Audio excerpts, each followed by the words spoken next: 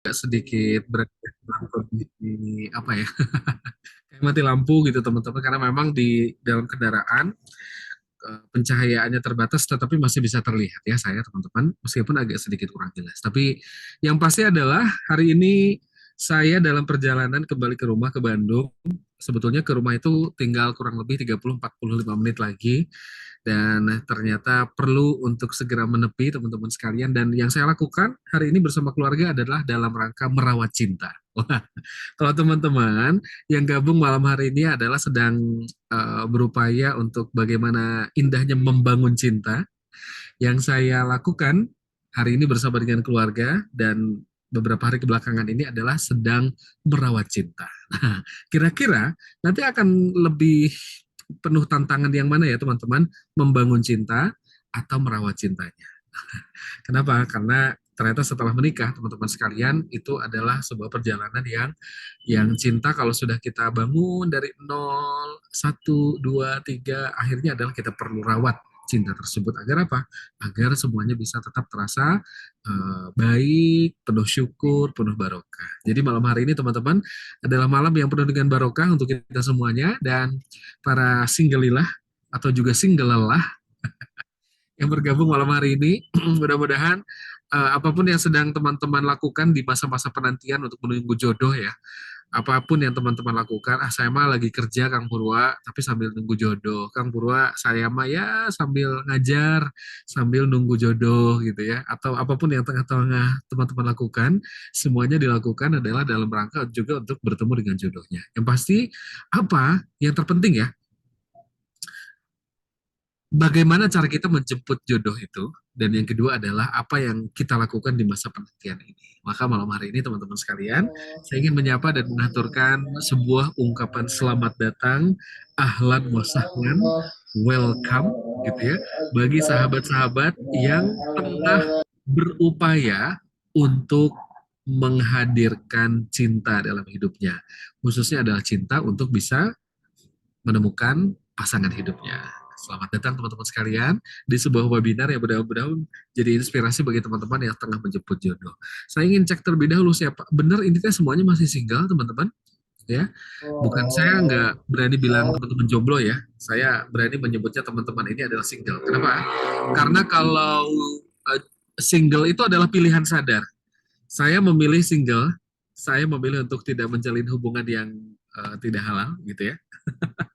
Saya memilih untuk tidak pacaran begitu ya, dengan penuh kesadaran. Kalau jomblo beda, jomblo itu nasib teman-teman. Jadi saya ingin tahu apakah di sini semuanya single? Coba teman-teman. Oh, ada yang single mom. Yang single boleh ditulis dulu teman-teman sekalian. Single mom, single mom. Ada yang single-single juga, karena Nabila, Kak Nani, Kak Nida. Masya Allah, yang single mom juga barokallah ya, selamat datang. OTW halal Kang, Alhamdulillah, barokallah ya teman-teman. Baik, banyak coba single lilah dan single lelah Kang. Aduh, Mbak Ainul nih, single lelah juga katanya ya. Ada juga single daddy, Mas Andi Muhammad Taufik. Oh, Masya Allah ya. Nah, ada yang sedang OTW halal. Bismillah tahun ini OTW halal. Amin ya Robbal Alamin. Ada juga yang single mom lagi, single happy, single lagi deket, single lelah sepertinya. Di ghosting mulu nih Kang. Waduh, Masya Allah. Ya, ya, ya, ya, ya. Bilangnya mau melamar, tahu-taunya nggak ada kabar gitu ya. Bilangnya mau datang ke rumah orang tua, taunya menghilang, tiada menyapa. Siap teman-teman semuanya ya. Barakallahu fikum yang sudah bergabung malam hari ini. Yang pasti adalah webinar malam hari ini bukan satu hal yang kebetulan, tetapi ini adalah takdir dari Allah Subhanahu wa taala saat teman-teman dipertemukan di webinar yang kita hanya bertemu lewat Zoom, kita hanya bertemu lewat udara teman-teman sekalian, tetapi insya Allah akan ada banyak kebaikan yang akan kita peroleh hari ini. Maka teman-teman semuanya, untuk meraih keberkahan dari webinar kita malam hari ini, saya ingin mengajak teman-teman semuanya untuk membuka webinar kita hari ini, malam ini, dengan sama-sama berdoa dulu sama Allah. Mudah-mudahan malam hari ini kita mendapatkan keberkahan, kebaikan dari ilmu yang akan kita dapatkan malam hari ini. Teman-teman, yuk kita ucapkan kalimat basmalah dengan sepenuh hati kita bahwa malam hari ini kita mengawali webinar ini dengan menyebut asma Allah. Yuk kita ucapkan kalimat basmalah bersama-sama. Sampai keluar suaranya teman-teman, bukan dalam hati tetapi keluarkan suara dan kalimat basmalahnya. Yuk. Bismillahirrahmanirrahim. Rabbi zidni ilman warzuqni fahman. Ikuti doa saya teman-teman. Subhanaka la ilma lana illa ma 'allamtana innaka antal alimul hakim. Dan kita iringi dengan sholawat, mudah-mudahan syafaatnya Rasulullah Shallallahu Alaihi Wasallam pun juga insya Allah menjadi salah satu bagian yang kita tuju dalam kehidupan kita. Allahumma sholli ala Sayyidina Muhammad wa ala ali Sayyidina Muhammad. Nah, selamat datang sekali lagi teman-teman para singlelilah dan singlelelah yang malam hari ini tengah memastikan bahwa jalannya untuk menemukan cintanya, membangun cintanya, ini betul-betul Allah genapkan dengan caranya. Yang memang belum menikah teman-teman sekalian, bahwa menikah itu adalah perjalanan yang tidak mudah. Bisa jadi mudah karena ada dua hal. Satu, yakin sama Allah, dan yang kedua adalah ada ilmu agama. Itu yang kerasa ya teman-teman sekarang di tengah maraknya isu perceraian, perpisahan, dan sebagainya. Dan bagi teman-teman yang sudah pernah menikah, namun di tengah-tengah perjalanan membangun cintanya ternyata ditakdirkan ada kegagalan. Nah, mudah-mudahan ini adalah ikhtiar bahwa teman-teman semuanya yang pernah mengalami kondisi tersebut bisa mengambil pelajaran yang lebih baik lagi. Siap ya teman-teman semuanya. Jadi malam hari ini adalah kita akan lihat bagaimana masa penantian ini teman-teman sekalian, kita punya kesadaran. Di masa penantian ini teman-teman punya kesadaran bahwa kita tengah mempersiapkan diri untuk apa? Membangun cinta. Sehingga indahnya membangun cinta nanti saat menikah, teman-teman udah kebayang. Jadi yang kebayang itu bukan hal-hal yang susahnya, bukan hal-hal negatifnya. Coba malam hari ini saya cek dulu teman-teman semuanya. Bismillah. Teman-teman, ketika mendengar kata menikah, ya, perhatikan ketika mendengar kata menikah, apa satu kata yang langsung terbersit dalam benak teman-teman semuanya? Tulis di kolom chat. Saya ingin tahu teman-teman, ketika teman-teman mendengar kata menikah, kira-kira apa satu kata yang langsung terbersit dalam otak teman-teman? Beribadah, komitmen, scary, menakutkan, tanggung jawab, ibadah, tumbuh. Loh, takut, beribadah, sehidup sesurga, kowam, ibadah, teman hidup. Itu dua kata. Takut katanya, ada juga ngobrol dan menurunkan ego, beribadah, sakinah, kerjasama, amanah pasangan, ibadah, komitmen, indah. Oh, Masya Allah. Menua bersama, sefrekuensi, halal, samawa, rezeki, ibadah, bebas teman-teman. Apapun ya, kata yang terbersit dalam benak teman-teman ketika mendengar kata menikah. Ridho, berkah, akad. Wes, Mas Rayhan. Yang terbayang langsung akad ya. Apalagi teman-teman, yang terbayang kalau mendengar kata menikah, bahagia. Siap. Dua pertanyaan lagi ya teman-teman sekalian. Mudah-mudahan ini jadi gambaran bagaimana kondisi teman-teman hari ini. Untuk apa? Untuk membangun self-awareness. Ada kesadaran diri kita. Bagaimana kita memandang tentang perkara-perkara yang sangat besar dalam kehidupan kita. Yaitu jodoh salah satunya. Ya. Coba teman-teman, ini menikah ya. Barokah seirama, kesabaran sama Allah. Wah, Masya Allah ya. Komitmen, menua dan beribadah bersama. Terima kasih untuk yang sudah menjawab. Yang belum menjawab, jawab pertanyaan kedua teman-teman. Pertanyaan saya yang kedua. Ketika teman-teman menikah, maka teman-teman akan bersama dengan seseorang yang akan membersamai kehidupan teman-teman sekalian. Kita berharap tidak hanya di dunia, tetapi hingga di surga. Kalau saya sebutkan kata jodoh, nah jodoh, saya turunkan lagi nih dari menikah, ada jodoh. Kira-kira kalau saya sebutkan kata jodoh, apa satu kata yang terbersit dalam benak teman-teman? Tenang dulu, tenang, tenang, oke. Kalau sudah ketemu, apa yang terbayang kalau mendengar kata jodoh? Takdir, bersama, sefrekuensi. Coba, jodoh, apa bayangan teman-teman? Coba, soulmate, soleh, oke, seiman, cinta. Coba, kalau mendengar kata jodoh, mungkin udah masuk ke ininya ya teman-teman. Bayangan sosoknya, kira-kira sosok seperti apa yang teman-teman bayangkan kalau mendengar kata jodoh? Apa satu kata yang menggambarkan kata jodoh itu teman-teman? Cerminan diri, rizki, sakinah, rezeki, keajaiban, pilihan Tuhan, pilihan Allah ya. Hidup bersama, nyaman, nikah, sekufu, pasangan, partner hidup. Oh, Masya Allah. Coba nikah, ridho Allah, setara atau sekufu. Apalagi teman-teman nyaman, seamin, seiman. Adeh ya. Jangan salahkan. Lagi ramai yang termangu-mangu ya teman-teman. Hati-hati mendengarkan lagu juga ya. Jangan sampai kita terpengaruh oleh hal-hal yang bisa membuat kita akhirnya ya udahlah siapa aja yang mau sama kita, ternyata tidak seiman ya. Jangan sampai. Yo, apalagi teman-teman yang belum menuliskan, saya ingin semuanya menuliskan dulu. Kalau mendengar kata jodoh apa? Laki-laki yang soleh. Oke, siap. Masya Allah ya. Hmm. Baik, terima kasih untuk yang sudah menjawab dan teman-teman punya definisi tersendiri ketika saya sebutkan kata jodoh. Masya Allah, makasih ya. Nah, sekarang pertanyaan saya yang ketiga, teman-teman sekalian. Pertanyaan saya yang ketiga untuk teman-teman adalah, karena webinar kita malam hari ini adalah tentang indahnya membangun cinta, maka ketika kita akan membangun sesuatu, kita perlu banyak persiapan, ada modal, ada ilmu, ada pengetahuan, ada pengalaman yang kita perlu cari tahu ya dari orang-orang yang sudah melakukannya terlebih dahulu. Maka saat ini teman-teman sekalian yang bergabung malam hari ini, di awal tadi saya udah nanya ya, teman-teman kan single, apapun status singlenya. Kira-kira teman-teman saya ingin ketika teman-teman saya minta untuk menggambarkan kondisi teman-teman saat ini dalam satu kata, kira-kira apa?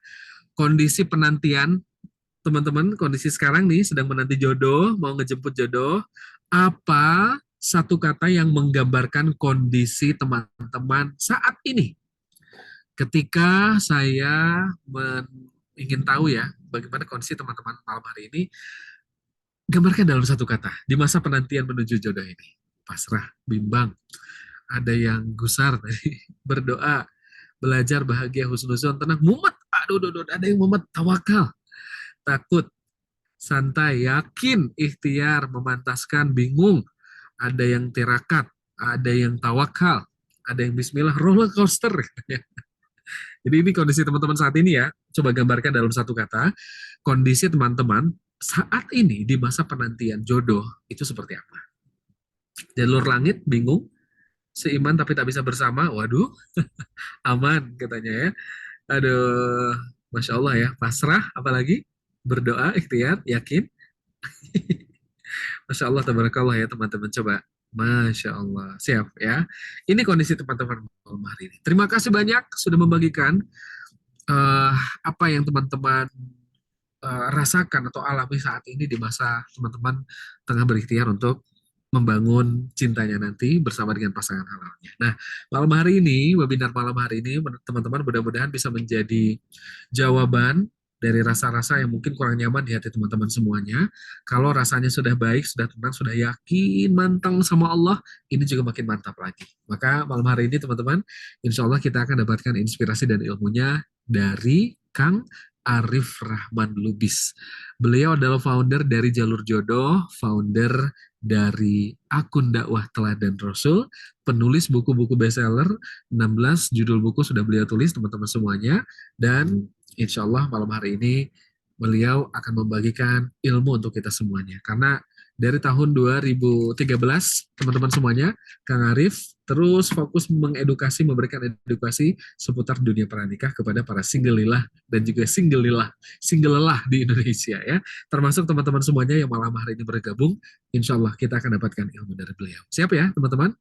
Baik, bila sudah siap kami sapa Kang Arif Rahman Lubis. Assalamualaikum warahmatullahi wabarakatuh Kang Arif. Waalaikumsalam warahmatullahi wabarakatuh. Masya Allah, kabar baik. Loh, Kang Arifnya menghilang. Siap. Baik, baik. Kabar baik, Kang Burwan. Sehat ya Kang ya? Alhamdulillah. Kang Sehat. Arif, aduh ini Masya Allah nih, sahabat-sahabat kita ada 300 orang yang tadi juga sudah sharing. Ya. Mulai sudah saya tanya Kang, pandangan teman-teman tentang menikah apa, jodoh itu apa, dan saya minta Kang yang terakhir, bagaimana Ya. kondisinya saat ini? Ragam sekali jawabannya Kang. Betul. Alhamdulillah, nah, mudah-mudahan dari sesi Kang Arif teman-teman bisa mendapatkan ilmu, inspirasi, dan hikmah Kang ya. Kang Arif, silakan untuk mulai menyapa dan juga memberikan ilmunya bagi teman-teman semuanya. Silakan Kak. Baik. Terima kasih, Kang Purwa. Bismillahirrahmanirrahim. Assalamualaikum warahmatullahi wabarakatuh. Alhamdulillahirrabbilalamin. Alhamdulillahillazi hadana lihaza wa ma kunna linahtadiya laula an hadanallah. Allahumma shalli ala sayyidina Muhammad wa ala alihi wa ashabihi ajmain. Robbi syrahli sadri wa yassirli amri wa hlul 'uqdatam min lisani yafqahu qawli. Robbi zidni ilman warzuqni fahman. Alhamdulillah, alhamdulillah binikmatihi tatimmus solihat. Segala puji hanya bagi Allah Subhanahu wa taala.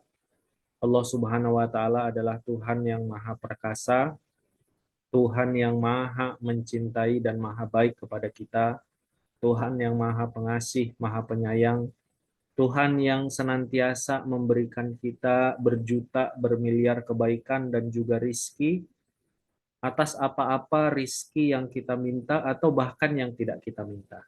Jangankan rizki yang kita minta, bahkan rizki yang tidak kita minta juga Allah sudah memberikan yang terbaik kepada kita.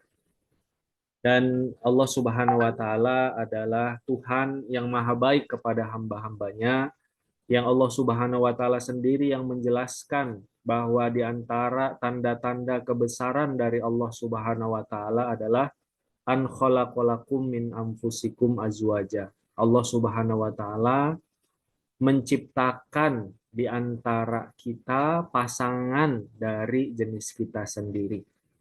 Allah Subhanahu wa taala karena maha kasih sayangnya, karena maha penyayangnya, karena maha baiknya Allah kepada kita hamba-hambanya, Allah Subhanahu wa taala menjadikan pasangan itu sebagai salah satu tanda kebesaran Allah Subhanahu wa taala. Dan Allah Subhanahu wa taala memberikan kepada kita pasangan sebagai salah satu anugerah di dunia yang terbaik dari Allah Subhanahu wa taala, bukan tanpa sebab. Sebabnya adalah Allah Subhanahu wa taala ingin memberikan kita litaskunu ilaiha. Allah Subhanahu wa taala ingin memberikan kita rasa tenang. Wa ja'ala bainakum mawaddah, dan Allah ingin memberikan kita rasa cinta kasih, warohmah, dan juga rasa kasih sayang. Jadi Allah Subhanahu wa taala adalah Tuhan kita. Allah Subhanahu wa taala adalah Tuhan yang memberikan kita pasangan. Allah adalah Tuhan yang memberikan kita pasangan bukan untuk begitu saja, tapi tujuannya agar kita mendapatkan sakinah, mendapatkan ketentraman, mendapatkan mawaddah, mendapatkan cinta kasih, dan mendapatkan rohmah, mendapatkan kasih sayang. Maka sahabat-sahabat semua, alangkah bahagianya, alangkah beruntungnya kalau kita semua bisa mendapatkan anugerah terbaik dari Allah Subhanahu wa taala. Rizki-rizki yang terbaik dari Allah Subhanahu wa taala berupa pasangan yang baik dari Allah Subhanahu wa taala dan juga rumah tangga yang sakinah, mawaddah, rohmah, yang penuh ketentraman, cinta kasih dan kasih sayang. Tentunya itu semua kita jemput dan kita ikhtiarkan dengan ilmu yang baik, dengan pengamalan yang baik, dengan pelajaran-pelajaran dari pengalaman-pengalaman orang yang baik ataupun yang buruk yang bisa kita hindari, dan juga tentu saja dengan keyakinan hati yang bulat kepada Allah Subhanahu wa taala, prasangka yang baik kepada Allah Subhanahu wa taala. Nah, sahabat-sahabat, malam hari ini kita insya Allah akan sama-sama belajar tentang bagaimana kita bisa merasakan indahnya proses membangun cinta, indahnya proses menuju pernikahan. Sahabat-sahabat semua, ya, kalau Kang Arif mau bertanya ya, kalau misalnya judulnya indahnya proses membangun cinta, sahabat-sahabat sampai saat ini, ya mulai dari sahabat-sahabat mungkin beberapa bulan atau beberapa tahun yang lalu, sahabat-sahabat itu mulai berpikir sungguh-sungguh tentang jodoh. Sudah mulai kepikiran tentang pernikahan. Kira-kira kalau diberikan skala 1 sampai 10, proses penantian jodoh teman-teman ini, sahabat-sahabat ini kira-kira nilainya berapa? 10 itu sangat indah sekali. 9, 8, 7 sudah indah tapi sudah makin berkurang. Mungkin 5 kurang indah, 4 itu mengerikan, 3 trauma dan lain sebagainya. Nilainya berapa? Penantiannya ya, bukan pernikahannya ya. Penantian jodohnya sekarang, proses menuju dipertemukan jodoh itu 1 sampai 10 skalanya. Teman-teman berikan berapa? Kan kita mau membahas tentang Bagaimana pentingnya kita punya amalan-amalan batin, keyakinan agar merasakan indahnya membangun cinta. Kenapa kita perlu merasakan indahnya? Merasakan kesyukuran, merasakan kebahagiaan ya. Nanti insya Allah kita bahas. Ada yang 5, ada yang 8, ada yang 5, ada yang 9. Wah, alhamdulillah ya. Teh Novita Hui 9, bahagia berarti. Teh Konita 1000, Masya Allah. Bahagia sekali ya berarti. Ada yang satu ini gimana? Mungkin satu ini trauma ya. Ada trauma dan ada hal-hal yang mengerikan. 5, 9, 8, 1, 9, 6. Sangat beragam ya. Tapi mungkin rata-ratanya kalau diambil karena ada yang satu beberapa, ada yang 9 beberapa, ada yang 3, 4, rata-ratanya di 5 sampai 6 ya. Mungkin ya. Kalau yang angkanya 1000 ini nggak bisa dijadikan patokan ya. Karena skalanya 1 sampai 10. Ada yang satu ya, cukup banyak yang 1, 2, 3, 4, 5, 6, 7, 8, 9, 10. Ya, diambil rata-rata mungkin rata-ratanya di tengah ya jadi ya sahabat-sahabat ya. Rata-ratanya 5 atau 6. Baik sahabat-sahabat semua, Kang Arif ingin memulai perjalanan kita dalam 2 sesi ini dengan sebuah kisah ya yang luar biasa. Ini sampai sekarang juga kalau mengingat kisah ini dan beberapa kisah lain tentu saja, Kang Arif ini merinding ya. Kadang-kadang percaya tidak percaya tentang perjalanan jodoh anak manusia.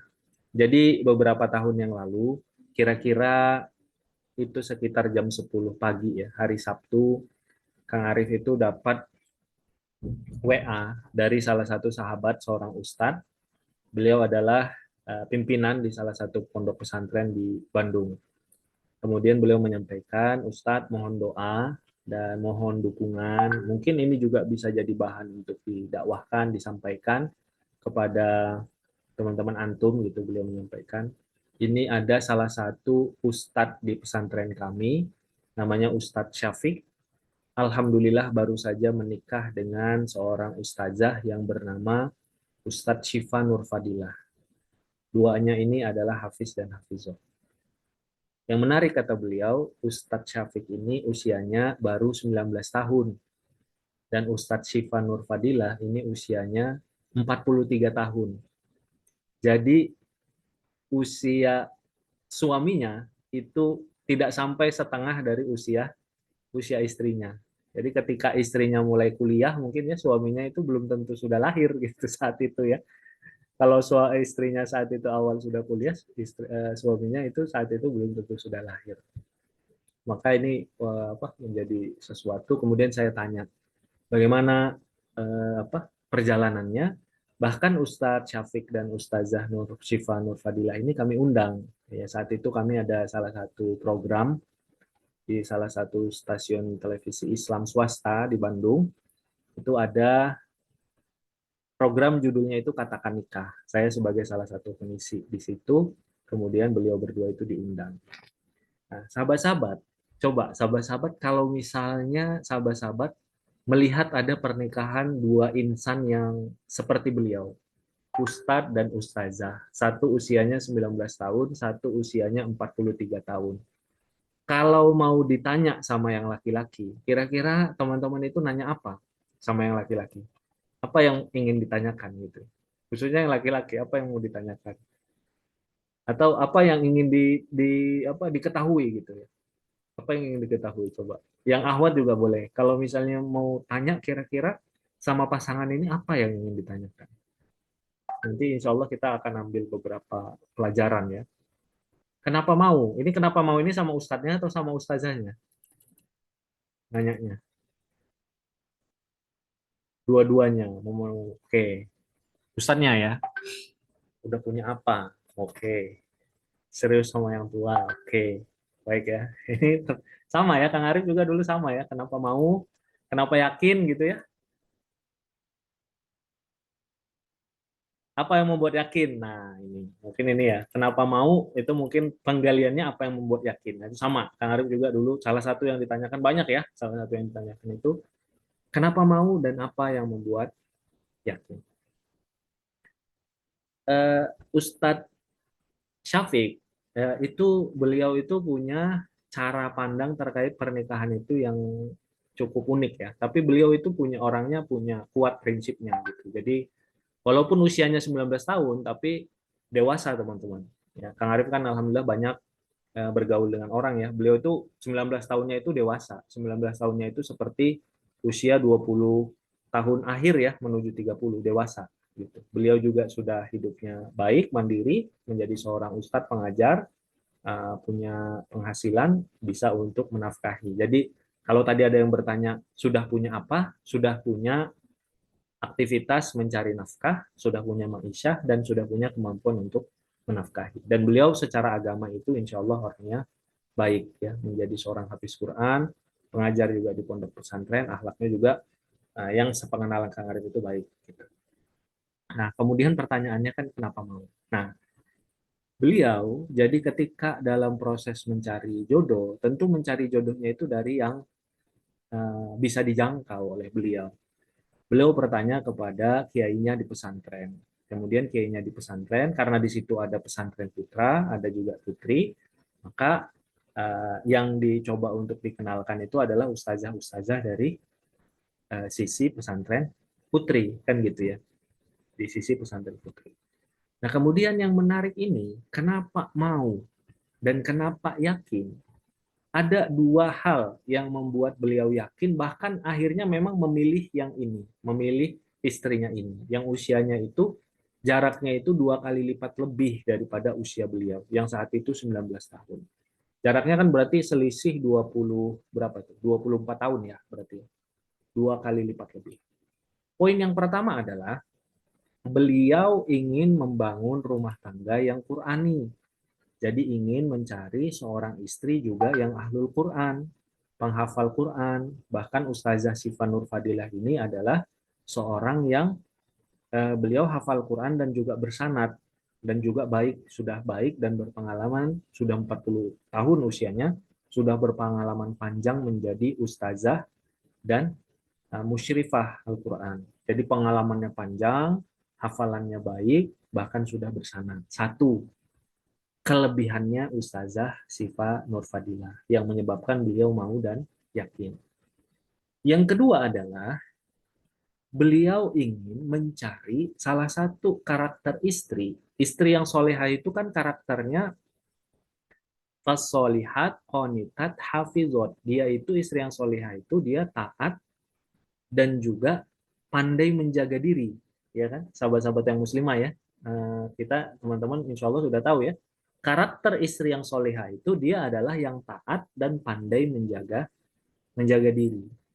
Maka beliau, Ustadz Syafiq, ini membayangkan bahwa istri beliau ini itu tidak sama kualitas penjagaan dirinya dibanding anak-anak gadis yang lain yang usianya mungkin masih belasan tahun atau 20 tahunan. Kenapa? Karena penjagaan diri yang masih 19, 20, 21 yang seumur beliau, itu kan baru kepikiran nikah itu mungkin baru 1-2 bulan atau 1-2 tahun kan. Proses penjagaan dirinya itu masih baru. Sementara Ustazah Syifa Nur Fadilah ini, kata beliau, istri saya ini, Kang Arif, adalah seorang muslimah yang bukan tidak mampu dan bukan tidak mau untuk menikah, tapi beliau bersabar, ridho kepada Allah Subhanahu wa Ta'ala, dan sanggup untuk terus menjaga dirinya, bahkan sampai belasan, sampai bahkan 20 tahun. Nah, sahabat-sahabat yang ingin Kang Arif kuatkan dari cerita ini, bukan berarti Kang Arif bilang, teman-teman jangan takut kalau usianya sudah 40 tahun, jangan takut, siapa tahu jodohnya masih kuliah. Bukan seperti itu. Yang ingin Kang Arif sampaikan adalah apa yang kita anggap kelemahan, kalau bagi Allah jodoh, bisa jadi bagi jodoh kita itu adalah kelebihan. Kang Arif ulangin ya, apa yang kita anggap kekurangan, kelemahan, kalau Allah sudah takdirkan jodoh, maka bagi jodoh kita bisa jadi itu adalah kelebihan. Ya, itulah jalan rizki dari Allah Subhanahu wa Ta'ala. Kita tidak bisa mengontrol hal ini, tapi kita bisa untuk meyakini kalau Allah sudah takdirkan sesuatu yang baik untuk kita, seperti yang disampaikan oleh Rasulullah, kalau Allah takdirkan, maka seluruh orang di dunia itu menghalangi, maka tidak akan ada yang bisa menghalangi. Pasti akan ketemu. Sesuatu yang ditakdirkan untukmu pasti akan menjumpaimu. Kata Syekh Mutawali Asy'arawi, jodohmu itu tahu alamatmu, rezekimu itu tahu alamatmu, lebih tahu daripada dirimu sendiri. Jadi apa yang jadi jodoh kita, apa yang jadi rezeki kita, pasti ada jalannya dengan ikhtiar kita ataupun dengan jalan yang tidak disangka-sangka. Jadi poinnya adalah ternyata urusan jodoh itu ada yang mengatur, teman-teman. Ada yang mengatur. Kita yang berusaha, tapi ada yang mengatur, yaitu Allah Subhanahu wa Ta'ala. Satu lagi kisah, simple, singkat, agak mirip dengan ini. Ingin menguatkan bahwa apa yang jadi jodoh kita pasti akan dipertemukan dengan kita. Bahkan kalau kita anggap ini adalah kekurangan, bagi jodoh kita itu adalah kelebihan. Bagi jodoh kita itu adalah sesuatu yang dicari. Ya, ada sebuah kisah, ya, teman-teman pernah dengar nggak kisah yang walaupun dia keabsahannya itu masih diperdebatkan, tapi ini masyhur dan sebagai motivasi baik-baik saja. Kisah kurma busuknya Abdurrahman bin Auf. Ya kan, beliau karena saking baiknya itu membeli kurma busuk dari para sahabat gitu, biar nggak terlalu kaya. Tapi ketika dibeli kurma busuk, ternyata ada utusan dari luar negara Madinah, ternyata justru mencarinya kurma yang busuk dengan harga yang mahal. Jadi apa yang menjadi rizki kita, jodoh kita, pasti akan menemui kita. Kisah yang terkait dengan jodoh, dan ini kalau ini kisahnya insya Allah masyhur dan juga sahih, adalah Jabir bin Abdullah radhiyallahu anhu. Dalam beberapa riwayat hadis disampaikan, beliau itu menikah dengan seorang janda yang sudah tua. Pertanyaan Kang Arif bagi muslimah, janda itu, ini mohon maaf ya, pertanyaan kita sebagai manusiawi, janda itu kekurangan atau kelebihan? Usianya sudah sangat dewasa, kekurangan atau kelebihan? Kita secara umum akan mengatakan itu kekurangan, benar ya? Ketika usianya sudah misalnya 45 tahun, 50 tahun, semua kita secara manusiawi, secara logika akan mengatakan itu adalah kekurangan, Kang Arif. Kalau dalam usia terkait pernikahan. Kalau dalam kaitan dengan status gadis atau janda, itu bisa jadi kita menganggap secara umum itu adalah kekurangan. Tapi tahukah teman-teman, bahkan Rasulullah sendiri itu mempertanyakan kepada Jabir bin Abdullah, wahai Jabir bin Abdullah, kenapa tidak engkau nikahi? Jabir ini kan seorang pemuda. Jabir ini seorang pemuda. Kenapa tidak engkau nikahi seorang gadis yang masih muda, yang dengannya engkau bisa bermain-main dan bersenang-senang dengannya? Kata Jabir bin Abdullah, justru saya mencari yang sudah dewasa dan sudah punya pengalaman. Karena Rasulullah, saya ini adalah wali bagi adik-adik perempuan saya yang masih remaja dan kecil-kecil. Saya butuh partner, istri yang bisa membantu saya untuk mendidik mereka. Yang kita anggap kekurangan tadi ya, punya pengalaman, punya usia 40-50 tahun, statusnya bahkan sudah pernah menikah, saat ini bukan lagi gadis. Bagi kita anggap secara umum kekurangan kan? Bagi Jabir itu adalah yang dicari. Dia mencari yang usianya dewasa dan mencari yang sudah punya pengalaman berumah tangga sebelumnya. Kenapa? Karena dia ingin seorang istri yang juga partnernya untuk mendidik dan membesarkan adik-adiknya yang masih remaja. Kalau saya cari, wahai Rasulullah, yang masih remaja, adanya itu hanya main-main atau bahkan jadi teman berantemnya adik-adik saya. Lagi-lagi Kang Arif ulangi ya, bagi jodoh kita, apa yang kita anggap kekurangan itu bisa jadi adalah sesuatu yang dicari. Kang Arif, saya sudah divonis dokter tidak mungkin punya anak. Bisa nggak teman-teman? Ada seorang laki-laki atau perempuan yang mencari pasangan yang tidak punya anak? Bisa, ada. Itu ada. Ya. Karena beliaunya mungkin ada satu kondisi yang beliaunya tidak mempermasalahkan dengan hal itu. Kang Arif, orang tua kami itu sudah tidak jelas nasabnya dan segala macam. Ada nggak yang seperti itu? Ada. Dan teman-teman, yang ingin Kang Arif garis bawahi adalah kita ini akan menjadi sangat gelisah, overthinking. Dan tadi kalau misalnya ada yang memberikan penilaian capek Kang Purwa gitu ya, takut, gelisah, nilainya 1, 2, 3 dan lain sebagainya, itu faktor utamanya yang pertama karena masa menunggu atau lelahnya penantian. Prosesnya cukup panjang. Kadang-kadang ya yang membuat kita merasa bahwa proses menanti itu menjadi lama atau menjadi tidak menyenangkan. Ya, kita tidak bisa happy. Ya, mungkin ada ya teman-teman yang merasakan seperti itu. Tapi juga ada teman-teman yang membuat kita kadang-kadang itu merasa nggak happy, tidak bahagia, merasa gelisah, dan lain sebagainya, karena kita masih punya PR untuk menguatkan keyakinan kita tentang rizki dari Allah Subhanahu wa Ta'ala. Tentang rizki jodoh dari Allah Subhanahu wa Ta'ala. Ya. Kalau kita bisa menguatkan keyakinan kita, dan ini nanti beberapa poin yang akan kita bahas ya, bahwa jodoh kita itu adalah anugerah yang sangat besar, sehingga kita perlu untuk menghadirkan hati yang lapang dan bahagia dalam menyambutnya. Kemudian kita yakin bahwa jodoh itu adalah sudah diatur oleh Allah. Dan Allah itu yang mengatur jodoh kita adalah yang paling mencintai kita. Jadi kita itu tidak perlu terlalu khawatir atau terlalu takut dengan hal itu. Kalau kita bisa menghadirkan keyakinan kita bahwa yang mengatur jodoh saya, rizki saya adalah yang paling cinta kepada saya, yaitu Allah Subhanahu wa Ta'ala, maka mudah-mudahan hati kita menjadi tenang. Kalau kita sadar betapa besar anugerah dari Allah Subhanahu wa Ta'ala untuk urusan jodoh yang baik, maka insya Allah hati kita menjadi tenang. Sahabat-sahabat, Kang Arif ingin masuk ke pembahasannya, bagaimana kita menghadirkan hati yang bahagia dan bisa merasakan indahnya masa penantian, indahnya proses kita menuju pernikahan, membangun cinta.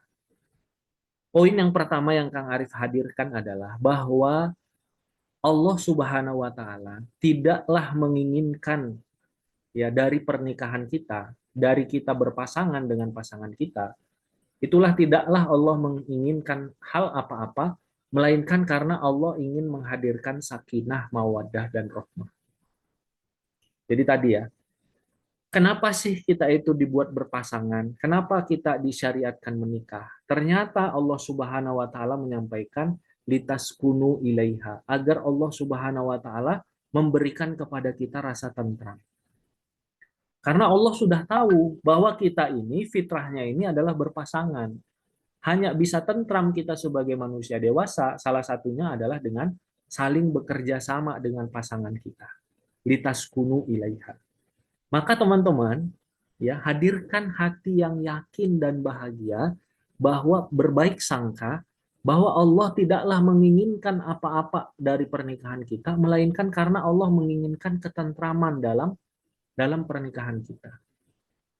Allah ingin hati kita menjadi tenang. Kalau sekarang kita tadi gelisah dan lain sebagainya, berumah tangga, punya pasangan, punya jodoh yang baik, rumah tangga sakinah, mawaddah, rohmah, itu jadi jalan Allah memberikan kita ketenangan. Sama seperti ketika Allah menjelaskan misalnya dalam surat An-Naba gitu ya, walaila libasa. Malam itu sebagai pakaian untuk kita istirahat. Kan kita memang kalau kita tidur malam itu beda kan dengan tidur siang. Nggak malam kita nggak tidur, kita siangnya tidur, pasti beda istirahatnya. Karena memang tujuan malam itu adalah untuk sebagai tempat kita istirahat, waktu kita istirahat. Sama juga Allah Subhanahu wa Ta'ala itu memberikan pernikahan litas kunu ilaiha, agar kita itu menjadi tenang. Waja'alna bainakum waja'ala bainakum mawaddah, dan Allah menghadirkan di antara kita itu rasa cinta kasih, warohmah dan rohmah. Sama seperti malam. Malam itu anugerah dari Allah untuk kita istirahat dan untuk kita ibadah. Kalau ada orang yang malam hari menggunakan dugem sampai dia nggak bisa istirahat, itu bukan salah malamnya, salah orangnya. Tidak menggunakan malam untuk istirahat. Kan gitu ya. Dari penelitian, kesehatan, dan lain sebagainya, malam itu untuk istirahat. Organ kita itu butuh istirahat. Ketika kita istirahat misalnya jam 10 malam, kemudian bangun jam 4 pagi, tubuh kita itu sehat. Salah satu faktor yang terpenting dalam kesehatan tubuh dan mental kita itu adalah tidur ternyata. Ya kan kalau kita lihat belajar ilmu produktivitas, tidur itu penting. Tidur yang cukup dan baik itu penting. Belajar ilmu kesehatan, tidur itu penting gitu ya. Belajar ilmu kesehatan mental, tidur itu penting. Jadi di balik malam yang Allah berikan sebagai waktu kita untuk pakaian dan istirahat, itu ada anugerah yang besar. Sama juga dengan rumah tangga. Berpasangan itu ternyata Allah anugerahkan kepada kita sakinah ketentraman, mawaddah cinta kasih, dan juga rohmah kasih sayang. Maka sahabat-sahabat semua, kita pahami tentang hal itu, kita yakini tentang hal itu, agar kita bisa menjemput jodoh kita atau menanti jodoh kita itu dengan perasaan gembira. Bagaimana tidak kalau sekarang kita gelisah, mudah-mudahan nanti kita dalam pernikahan akan mendapatkan sakinah. Kalau sekarang kita belum merasakan nikmatnya bercinta, berkasih sayang, berpacaran, nanti mudah-mudahan setelah menikah kita mendapatkan nikmat itu. Kalau sekarang kita belum mendapatkan kasih sayang dari lawan jenis, mudah-mudahan nanti setelah menikah kita mendapatkan berkasih sayang dengan lawan jenis itu. Tapi tentu saja semuanya butuh ilmu. Sama seperti tadi ya, malam itu bisa jadi istirahat ketika malamnya itu digunakan istirahat dari awal malam, tidak begadang gitu ya, tidak berat dan lain sebagainya ketika malam hari. Ada ilmunya, ada caranya. Poin yang pertama, Allah Subhanahu wa taala ingin memberikan kita sakinah, mawadah dan rohmah. Poin yang kedua, ini Kang Arif sering uh, menjadikan ini sebagai uh, apa, gambaran ya, betapa ini luar biasa. Sahabat-sahabat semua, jodoh itu adalah salah satu rezeki yang terbaik dari Allah Subhanahu wa taala. Teman-teman, kalau kita kan biasa dalam setelah sholat ya, atau kadang kapan saja ya, kita biasa doanya doa sapu jagat ya. Doa sapu jagat kan kita semua insya Allah hafal ya. Robbana atina fid dunya hasanah wa fil akhirati hasanah wa qina azabannar. Nah, sekarang Kang Arif mau tanya nih ke teman-teman. Kalau wakina azabannar dijauhkan dari api neraka, kira-kira kita udah jelas belum dengan maksud dari doanya? Sudah jelas ya. Kita tidak dimasukkan ke api neraka kan gitu ya maksud doanya ya. Kemudian wafil akhirati hasanah dan di akhirat kita mendapatkan hasanah atau kebaikan. Kira-kira jelas nggak maksud hasanah di akhirat itu menurut teman-teman udah jelas belum? Boleh dituliskan nggak? Kalau teman-teman doa dengan doa sapu jagat, maksudnya hasanah di akhirat itu yang teman-teman pahami itu apa? Hasanah di akhirat itu yang di teman-teman pahami itu apa? Ketika kita berdoa sapu jagat, wafil akhirati hasanah, surga. Ya, simple ya, surga. Masuk surga, diridhoi Allah Subhanahu wa taala, dimasukkan ke dalam surga, tidak dimasukkan ke neraka, ya, tidak ada mampir ke neraka, kan gitu ya. Jadi hasanah di akhirat itu diridhoi Allah, masuk ke dalam surga tanpa harus ke neraka, udah jelas. Waqina azabannar, dijauhkan dari api neraka, jelas tidak masuk ke neraka. Nah, sekarang ketika kita minta kepada Allah, Robbana atina fid dunya hasanah. Nah, fid dunya hasanah ini pemahaman teman-teman ketika kita minta kebaikan di dunia, hasanah di dunia, Kang Arif tulis ya. Ini apa saja menurut teman-teman? Yang kalau kita doa dengan itu, bayangan kita tentang hasanah di dunia itu apa? Fit dunia hasanah, bayangan kita tentang hasanah di dunia itu kira-kira apa? Keberkahan, kata tema kita. Ada lagi yang mau menambahkan?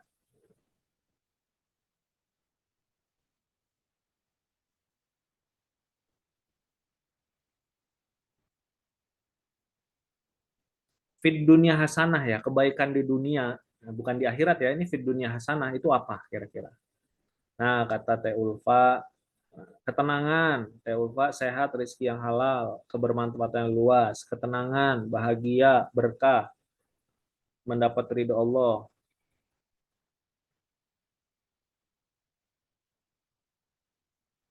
kebaikan, kenikmatan, kesehatan jiwa raga, kesejahteraan.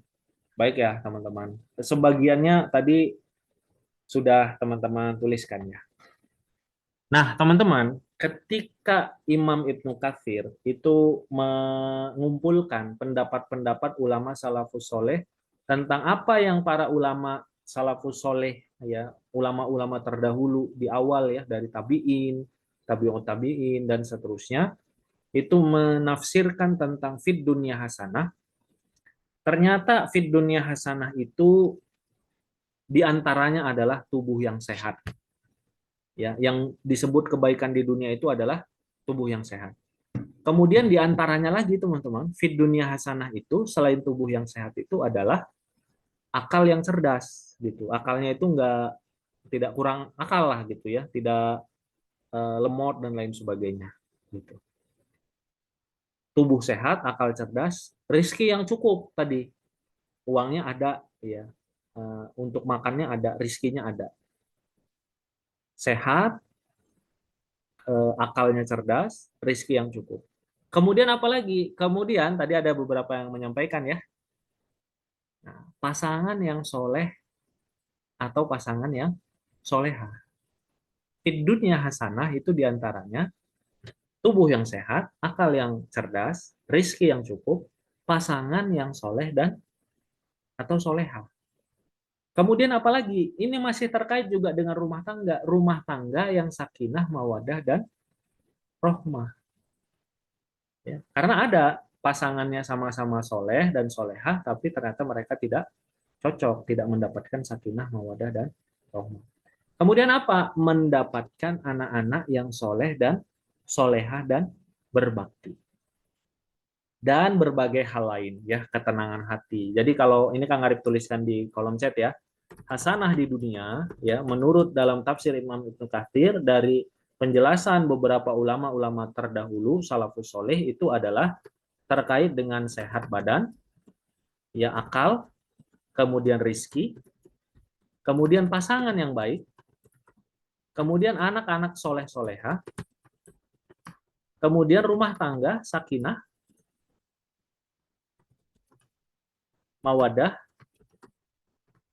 warohmah, kemudian hati yang tenang, dan lain. Apa yang Kang Arif ingin sampaikan di sini? Yang ingin Kang Arif sampaikan di sini, ternyata teman-teman, ketika teman-teman sekarang masih sendiri, dan teman-teman itu sudah bisa mendapatkan kebahagiaan karena teman-teman itu sekarang sudah Allah berikan tubuh yang sehat, akal yang cerdas, rizki yang cukup, ternyata masih ada lagi 3 hal. Ya ini kan seolah-olah kalau dari 7 atau 8 itu ada 3 yang kaitannya dengan jodoh yang baik. Kenapa? Karena jodoh yang baik secara umum insya Allah akan menghadirkan rumah tangga, sakinah, mawaddah, dan rahmah. Jodoh yang baik secara umum akan menghadirkan anak-anak yang soleh dan soleha. Seolah-olah kalau dalam seluruh anugerah-anugerah Allah terkait dengan hasanah di dunia, di dalam hidup kita ada sekitar 10 atau 8 atau 7, kira-kira 3 dari 7, 3 dari 8, 3 dari 9, atau 3 dari 10, itu kaitannya dengan jodoh yang baik. Ya, dimulai dari pembukanya, ya, pintu dibukanya itu, dimulai dari kita dapat jodoh yang baik. Setelah itu dibuka lagi rumah tangga, sakinah, mawadah, dan rohmah. Setelah itu dibuka lagi anak-anak soleh dan soleha. Berarti teman-teman, kalau seperti itu, kita ini ketika akan diberikan anugerah jodoh yang soleh dan soleha, jodoh yang baik, berarti kita mendapatkan anugerah rizki yang besar atau besar banget. Kira-kira. Kita akan mendapatkan anugerah rizki yang besar atau besar banget menurut teman-teman. Besar banget ya. Kenapa? Karena satu rizki ini, jodoh yang baik, itu akan menjadi jalan pembuka rumah tangga, sakinah, mawadah, rohmah, jalan pembuka anak-anak yang soleh dan solehah. Iya kan? Jadi satu rizki jodoh yang baik itu akan membuka pintu-pintu rizki lain yang kaitan dengan itu. Bahkan dia akan membuka pintu lain nanti, ketenangan hati, ya, Alhamdulillah setelah menikah istri soleha itu hati itu tenang teman-teman. Bahkan kita kalau misalnya belajar dari kehidupan Rasulullah, salah satu ketenangan suami itu adalah istri yang soleha gitu. Dan ketenangan istri adalah suami yang soleh. Makanya sampai-sampai Rasulullah ketika menjelaskan tentang anugerah jodoh yang baik itu menggambarkan bahwa sebaik-baik bekalnya seorang laki-laki dewasa itu selain keimanan yaitu istri yang soleha. Istri yang soleha. Jadi dia sebaik-baik bekal, sebaik-baik anugerah setelah keimanan itu adalah istri yang soleha. Dalam tempat lain Rasulullah menyampaikan seperti ini, 3 anugerah terbesar seorang laki-laki. Hati yang bersyukur, lisan yang berzikir, dan istri solehah, istri mukminah yang membantunya dalam urusan dunia dan akhiratnya. Berarti Kang Arif ulangin lagi ya, punya jodoh yang baik, yang soleh atau soleha, itu anugerah yang besar atau anugerah yang besar banget. Kalau seperti itu. Anugerah yang besar banget. Iya kan? Anugerah yang besar banget.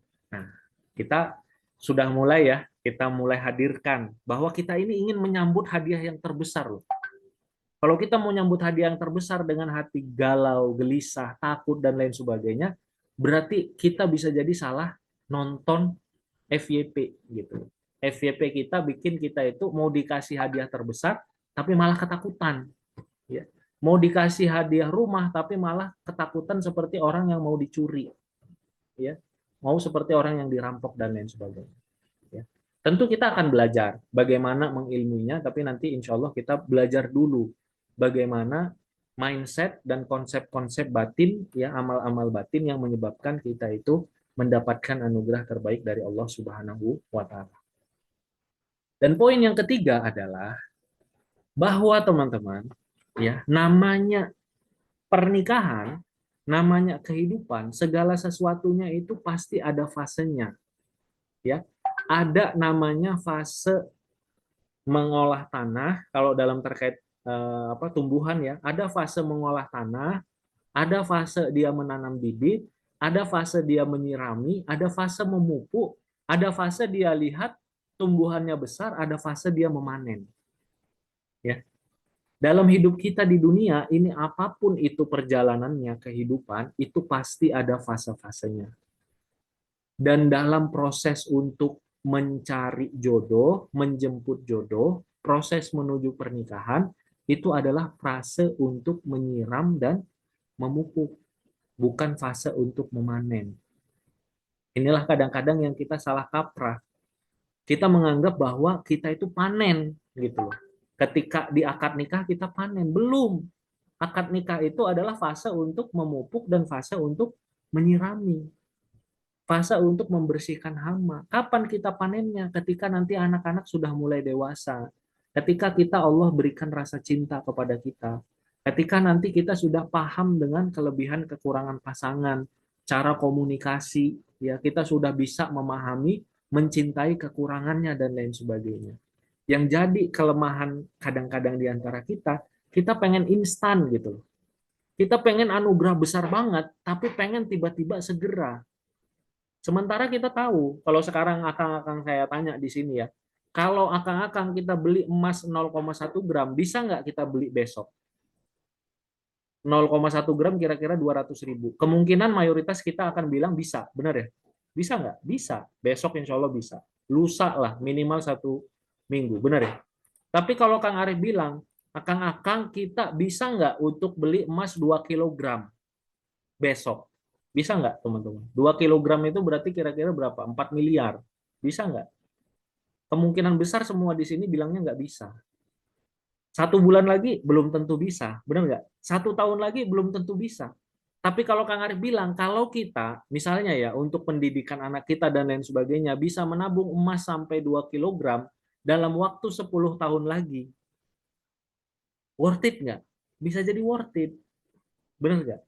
Yang perlu kita pahami, emas 2 kilogram dengan emas 0,2 gram itu memang beda kualitasnya.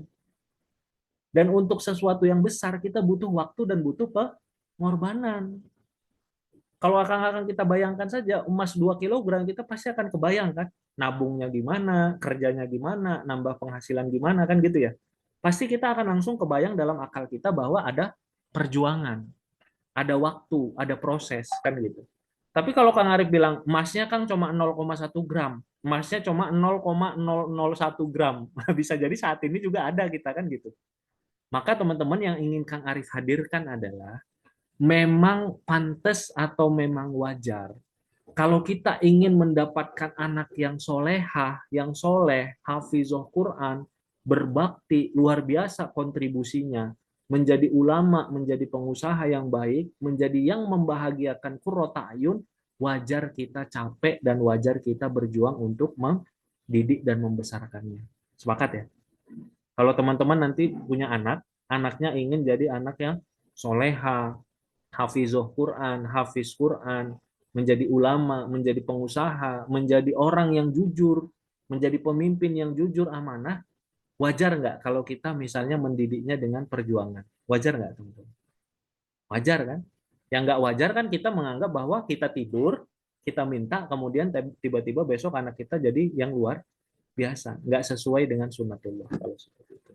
Sama juga dengan rumah tangga yang luar biasa, dengan pasangan hidup yang luar biasa indah dari Allah Subhanahu wa taala, jadi sebuah kewajaran kalau ternyata kita dalam prosesnya itu butuh waktu, butuh usaha, butuh perjuangan, ya kan?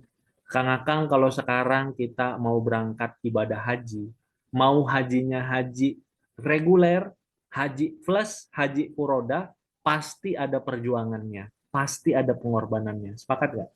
Pasti ada Tapi kalau kita bilang, Kang, kita jalan aja ke musola kita jaraknya 5 meter untuk sholat, perjuangannya pasti beda. Hasilnya juga pasti beda. Maka ketika kita pahami bahwa Allah ingin menghadirkan perjalanan yang luar biasa dalam kehidupan kita perlu memaknai bahwa kita siapkan mental bahwa saya ingin diberikan anugerah yang luar biasa. Wajar perjalanannya nggak tiba-tiba besok dapat gitu loh. Nggak tiba-tiba besok dapat emas 2 kilogram. Nggak tiba-tiba besok berangkat haji. Nggak tiba-tiba besok dapat jodoh yang luar biasa, rumah tangga sakinah, mawadah, rahmah, dan lain sebagainya. Pasti ada perjuangannya. Dan Allah Subhanahu wa taala menjanjikan, karena kita ini punya cita-cita yang besar, harapan yang besar tentu saja, doa-doa yang besar kepada Allah, yang Allah janjikan itu dalam pernikahan kita itu adalah Allah menjanjikan nanti kita di akhirat dikumpulkan bersama dengan pasangan hidup kita. Jadi yang Allah janjikan, Akang dan Teteh, itu kita itu bukan sekedar menikah, tapi bertemu dengan pasangan hidup yang di dunia mendapatkan sakinah, mawaddah, rohmah, dan juga berkah dengan segala perjuangannya, dan di akhirat disatukan lagi bersama di surganya Allah Subhanahu wa Ta'ala. Jadi itu sesuatu yang sangat luar biasa, yang sangat besar dari Allah Subhanahu wa Ta'ala. Maka kita perlu menyingkirkan satu penyakit pada diri kita. Yang pertama itu, yang perlu kita singkirkan itu adalah terburu-buru, tergesa-gesa, pengen instan gitu. Kalau instan bisa jadi biasa-biasa. Ya, kalau ingin yang luar biasa tentu ada perjuangannya, teman-teman. Ya, Allah ingin hadirkan perjalanan yang indah. Nah, ini Kang Arif ingin memberikan analogi agar kita bisa mengatur, mengelola perasaan kita. Ya, bagaimana kita mengelola perasaan kita dalam penantian jodoh. Kang Islam, Kang Yus, ya, Teh Dian, Kang Andika, Kang Nugraha, Kang Purwa, saya, Teh Alia, Teh Jahidah, Kang Ahmad Solehan, Teh Khonsa, dan Akang Teteh semua, ya, Teh Tasya. Anggaplah kita ini, pokoknya kita ini keponakannya seorang pengusaha, orang nomor satu terkaya di Brunei Darussalam. Ya, dia keluarga sultan, pengusaha gitu, Kang Yus saya udah senyum ya. Pokoknya kita keponakannya itulah, Kang, anggap aja kan gitu ya, anggap aja. Paman kita ini, kita tahu, paman kita ini keturunan masih dalam keluarga sultan. Kemudian orang terkaya nomor satu di Brunei Darussalam, tentu saja sesudah Sultan Hasan al-Bolkiah ya. Kayaknya kaya banget. Terus paman kita ini adalah paman favoritnya kita yang paling dekat sama kita. Biasa kan kita ada gitu ya, uwa atau paman yang dekat banget sama kita kan gitu ya. Nah ini paman kita ini nih, orang terkaya nomor satu Brunei Darussalam. Dia adalah yang paling kaya, yang paling dermawan dan paling dekat sama kita. Kita adalah keponakan favoritnya. Kan kadang-kadang biasa gitu ya. Kan kita biasanya ada uwa atau paman favorit tuh, atau paman kita ada yang sayang banget sama kita. Nah itulah paman kita ini adalah orang terkaya nomor satu di Brunei Darussalam. Dia adalah orang yang sangat dermawan. Jangankan ke kita, keponakan favoritnya, ke orang lain aja dikasih-kasih gitu. Kapan dia ngasih anggota karyawannya itu haji? Kapan kita lihat dikasih rumah? Kapan kita lihat dibelikan mobil dan lain sebagainya? Jadi kita udah sering nih ngelihat paman kita ini ngasih-ngasih. Kemudian dalam sebuah lebaran, tiba-tiba Kang Islam, Kang Yus, saya, dan kita semua ya, itu diundang ke Brunei Darussalam, ke rumahnya beliau. Ngineplah kita dan lain sebagainya. Kemudian ketika kita mau pulang, kita diberitahu bahwa Rif, ya gitu kan, Kang Islam, Yus, dan lain sebagainya, paman, om, itu sudah belikan kamu rumah di Bandung. Kalau Kang Islam mungkin di Jakarta Selatan gitu. Kang Yus itu di Surabaya gitu ya. Sidoarjo gitu, Surabaya. Udah dibelikan. Di jalan ini luasnya itu 300 meter. Nih kira-kira bayangan rumahnya kayak gini lah. Bagi dia rumahnya sederhana, bagi kita udah luar biasa ya kan gitu ya. Tanahnya luasnya 300 meter, luas rumahnya itu kira-kira 250 meter, 120 kali 2 lantai. Di tengah kota tapi masih sejuk gitu. Dalam komplek yang bagus. Wah, yang kejadian di kita apa? Kita pasti bahagia kan gitu ya. Karena yang ngomong ini adalah paman kita, orang yang paling kaya se-Brunei. Kalau yang ngomong kita sama kita ini paman kita yang pemalas, nggak punya kerjaan, pengangguran, kita juga diomongin gitu juga ya udahlah apa anggap aja bohong kan gitu ya. Tapi kalau yang ngomong sama kita ini adalah sultannya Brunei, maka kita wajar dong kita percaya, benar nggak? Kemudian dia udah sering bukan hanya ke kita, kepada karyawannya, tetangganya dan lain sebagainya. Beliau itu udah sering ngasih rumah, ngasih haji furoda, ngasih mobil dan lain sebagainya udah sering. Kita bahkan nunggu ini kita kapan gitu. Kita ini kan keponakannya, kok yang lain dikasih rumah kita belum. Ternyata kita dikasih. Tapi ada syaratnya, Kang Yus, Kang Islam, Teh Dian, Kang Ahmad Solehan. Syaratnya itu nanti dikasihnya tahun 2026. Dan paman itu nggak ngasih tahu tanggal berapa, bulan berapa. Pokoknya kamu tunggu aja. Sudah ya. 2026 nggak dikasih tahu tanggal berapa, bulan berapa. Pokoknya kamu tunggu saja. Pulanglah kita naik Brunei Airlines. Iya kan? Dibelikan kita, paman kita tiketnya. Pertanyaan Kang Arif. Di dalam pesawat bisnis, kita dibeli pesawat bisnis ya, kelas bisnis. Ngelihat ke jendela nih Kang Islam. Kira-kira senyum atau kira-kira gelisah tuh Kang Islam? Pulang dari Brunei kira-kira senyum atau gelisah? Ketawa-ketawa ringan, ketawa-ketawa bahagia, senyum-senyum bahagia, atau kita malah gelisah dan sedih gitu. Yang kita putar itu lagu aku apa terjatuh dan tak bisa bangkit lagi, aku tenggelam dalam lautan duka dalam, atau apa yang kita bayangkan itu apa kira-kira teman-teman? Kalau misalnya seperti itu. Loh, ini tenor Halimah kenapa gelisah ya? Ini perlu kita gali ya. Normalnya gimana? Bahagia, benar ya? Bahagia. Tadi kan sesuatu yang Allah takdirkan kepadamu bahagia. Bahkan berita gembira saja itu bisa membuat kita bahagia. Kenapa kita harus gelisah? Kalau memang takdir kita ya bakal ketemu sama kita. Ya, kalau enggak ya berarti itu bisa jadi was-was ya. Kalau takut, Kang, tapi besok kan bisa meninggal. Ya, kalau meninggal juga jangankan besok, nanti juga 1 detik lagi bisa bisa meninggal. Tapi maksudnya adalah kalau ada berita-berita gembira, bahagia nggak kita? Bahagia dong. Sama kayak Kang Arif bilang, Akang, Teteh, untuk tahun depan 2026 ya, sahabat kita atau kita mendapatkan hadiah dari Kementerian Kerajaan Arab Saudi, itu hadiah umroh, hadiah haji diundang oleh kerajaan. Nggak wajar dong kita yang kita pikirkan, Kang, kalau saya mati gimana? Kan nggak wajar, benar ya? Yang wajar adalah kita bersyukur dong. Benar nggak? Kita bersyukur ketika sudah dapat benar itu ada sertifikat dari Raja Salman Arab Saudi, yang kita bayangkan, ya Allah, betapa besar nikmat darimu, saya yang banyak dosanya, engkau Muliakan seperti ini. Kalau kita jadinya gelisah, takut, sedih, Kang, nanti kalau saya mati gimana? Ya itu wajar sebenarnya, cuma agak aneh kan ketika kita dapat nikmat dari Allah, tiba-tiba yang kita pikirkan adalah ketakutan.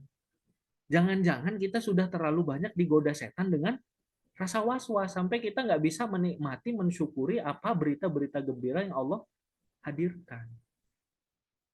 Mudah-mudahan teman-teman terbayang ya, paham sampai di sini ya. Nah, yang ingin Kang Arif hadirkan adalah ternyata sebagian kita itu ketika ingin mengambil anugerah yang seperti anugerah dikasih umroh atau anugerah lebih baik daripada rumah, ketika kita mau Allah berikan hadiah berupa pasangan yang soleh atau soleha, rumah tangga yang sakinah mawadah atau rahmah, anak-anak yang soleh soleha, kita menunggunya dengan perasaan gelisah, dengan perasaan takut, dengan perasaan was-was. Benar nggak? Nggak wajar kan sebenarnya ya? Aneh gitu.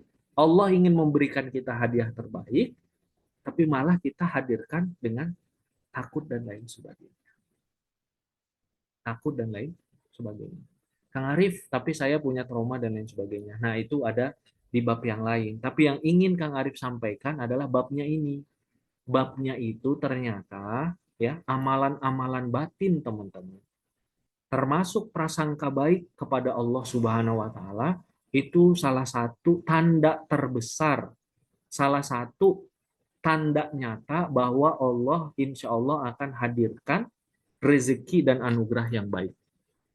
Ya, dalam syarah hadis Muslim ini, ya dalam syarah hadis Muslim ini, ya Al-Qadi bin Iyad itu mengatakan, seorang ulama salafus sholih, Al-Qadi bin Iyad itu mengatakan bahwa salah satu tanda bahwa Allah Subhanahu wa taala ingin memberikan pengabulan doa adalah kita yakin dalam berdoa. Makanya Rasulullah menyampaikan doa itu pasti akan dikabul kecuali dari hati yang tidak yakin, hati yang lalai. Takut dia, nggak yakin kepada Allah Subhanahu wa taala. Termasuk kata Al-Qadi bin Iyad, dosa-dosa itu tandanya akan diampuni adalah ketika kita berbaik sangka dan yakin kepada Allah bahwa dosa-dosa kita yang sangat banyak itu akan kalah dengan maha pengampunnya Allah Subhanahu wa taala. Termasuk tanda, kalau misalnya banyak yang bertanya ya, Kang Arif, apa yang jadi tanda bahwa jodoh saya adalah jodoh yang baik? Keyakinan hati kita bahwa Allah Subhanahu wa taala akan menghadirkan jodoh yang baik. Nah, hanya saja teman-teman, ya, baik sangka dan prasangka yang baik itu sesuai dengan prasangka hambanya, itu nanti ternyata memerlukan bukti yang bukan hanya terkait dengan bayangan kita, ya, tapi juga ada tanda-tandanya. Nah, tadi Kang Arif ini nggak bertanya lagi ya, tadi Kang Purwa sudah menanyakan ya, yang dirasakan dalam penantian jodoh tadi ada yang bahagia, ada yang indah, tapi ada yang takut, gitu ya, ada yang sedih. Tadi juga ya ada yang gelisah, ada yang apa ketika mau dikasih hadiah haji atau rumah tadi ada yang gelisah, takut, sedih dan lain sebagainya. Maka hati-hati dengan prasangka dan perasaan kita kepada Allah Subhanahu wa taala. Gitu ya. Kepada Allah Subhanahu wa taala. Kenapa?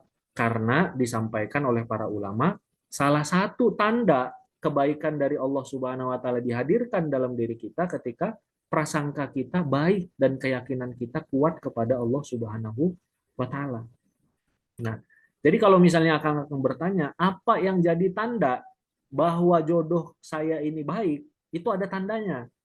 Kalau dari penjelasan ulama tentang rumus bahwa aku sesuai dengan prasangka hambaku dalam hadis hadis qudsi tadi, riwayat Imam Bukhari dan Muslim. Yang pertama adalah perasaan kita menantikan anugerah Allah itu bahagia. Sama gini ya, akang-akang kalau misalnya tidur malam ini, akang-akang doa untuk sholat tahajud, itu harus punya keyakinan akan dibangunkan untuk sholat tahajud. Dan tidur itu dalam keadaan bahagia, gitu ya, dalam keadaan berbaik sangka kepada Allah, bahwa kalau Allah takdirkan kita hidup, Allah insya Allah akan takdirkan kita bisa sholat tahajud dan sholat subuh. Atau kalau sulit untuk sholat tahajud, akang-akang dan teteh-teteh yakin ya bahwa kita harus berbaik sangka bahwa besok pagi Allah akan bangunkan kita untuk sholat subuh, yakin kan? Harus yakin kan gitu ya, itu harus yakin. Nah, ketika kita bisa tidur dengan setelah wudhu, berdoa, dan perasaan yakin, bahagia, berterima kasih, Allah yang hadirkan saya tidur, Allah juga yang akan membangunkan saya, termasuk mengizinkan saya sholat subuh berjamaah di waktu, itu jadi tanda terbesar, salah satu tanda, bahwa insya Allah nanti kita akan dibangunkan untuk sholat subuh. Tapi kalau dari awal kita sudah takut, ragu, Kang nanti saya ketiduran, itu hati-hati. Kita sudah terjebak was-was setan. Jadi yang jadi tanda pertama teman-teman apa? Perasaan yakin, bersyukur, dan bahagia. Ini terkait dengan jodoh juga bisa ya.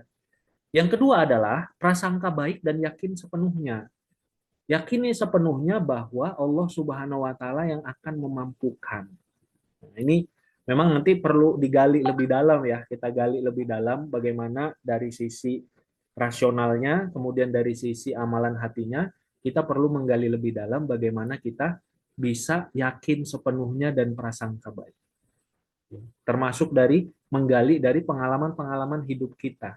Luar biasanya Allah Subhanahu wa taala memberikan prasangka baik. Yang ketiga, ini jadi salah satu tanda juga. Kalau prasangka baik, aku sesuai prasangka hambaku. Kalau prasangkanya baik, dia bahagia. Kalau prasangkanya baik, dia yakin baik kepada Allah. Yang ketiga, amalnya itu baik. Jadi Teh Dian, Teh Muniroh, Teh Santi, gitu ya, Teh Tri Ratnasari, teteh-teteh semua. Kalau benar prasangkanya baik kepada Allah, bahwa Allah akan berikan jodoh yang soleh, jodoh yang baik, maka teteh-teteh pasti amalnya itu akan baik. Pasti akan berusaha jadi calon istri yang soleha. Kenapa? Karena yakin bahwa Allah akan memberikan jodoh yang baik. Kan ada orang yang bilang gini ya, saya mah males lah kerja kerja biasa aja. Toh rizki saya gitu-gitu aja. Nah itu maksudnya. Kebayang ya? Toh rizki saya gitu-gitu, gitu-gitu aja. Kalau salah keyakinannya, salah amalnya. Tapi ketika dia bulat keyakinannya kepada Allah, maka insya Allah akan baik amalnya kepada Allah Subhanahu wa Ta'ala. Jadi yang jadi tanda ketiga yang paling jelas, kalau Allah inginkan kita dapat pasangan yang baik, amal kita itu baik. Kita itu akan diberi hidayah untuk memperbaiki diri. Kita itu yakin bahwa rumah tangga kita itu insya Allah sakinah, mawadah, rohmah. Kita belajar ilmunya, belajar dari pengalaman orang-orang. Kita memperbaiki diri kita. Apa yang kurang pada diri kita, kita perbaiki. Kenapa? Karena kita yakin Allah sangat baik, ingin memberikan kita rumah tangga yang baik. Makanya kita memantaskan diri kita. Memantaskan diri kita. Ya, dan ini ilmu seperti ini itu bukan hanya terkait dengan agama, ilmu yang lain juga sama kan, memantaskan diri dalam bisnis, dalam pekerjaan, dan lain sebagainya. Nah, sahabat-sahabat semua, insya Allah ini perlu untuk kita kuatkan. Bagaimana hal-hal yang terkait dengan ikhtiar, ya, terkait dengan ikhtiar, termasuk ikhtiar-ikhtiar hati kita, itu menjadi sesuatu yang penting untuk kita pelajari dan kita amalkan. Kenapa? Kadang-kadang kita beranggapan bahwa ikhtiar itu hanyalah berupa sesuatu yang kita kerjakan untuk mendapatkan sesuatu. Padahal dalam Islam, ikhtiar termasuk meninggalkan sesuatu itu merupakan bagian dari ikhtiar. Bagaimana agar mendapatkan rizki yang halal? Jemputlah rizki yang baik, tinggalkan rizki yang tidak baik. Jadi meninggalkan itu juga merupakan bagian dari ikhtiar. Ya, sama ketika kita beribadah, kita mengerjakan sesuatu dengan sholat, kita meninggalkan sesuatu dengan berpuasa. Jadi dua-duanya adalah ibadah. Nah, ikhtiar itu ada yang melakukan, ada yang meninggalkan. Kadang-kadang di bab yang meninggalkan, orang-orang suka lupa bahwa kadang-kadang rizki itu Allah berikan justru kepada orang-orang yang berani meninggalkan apa yang jadi sesuatu di nafsunya kepada apa yang diridhoi oleh Allah Subhanahu wa Ta'ala.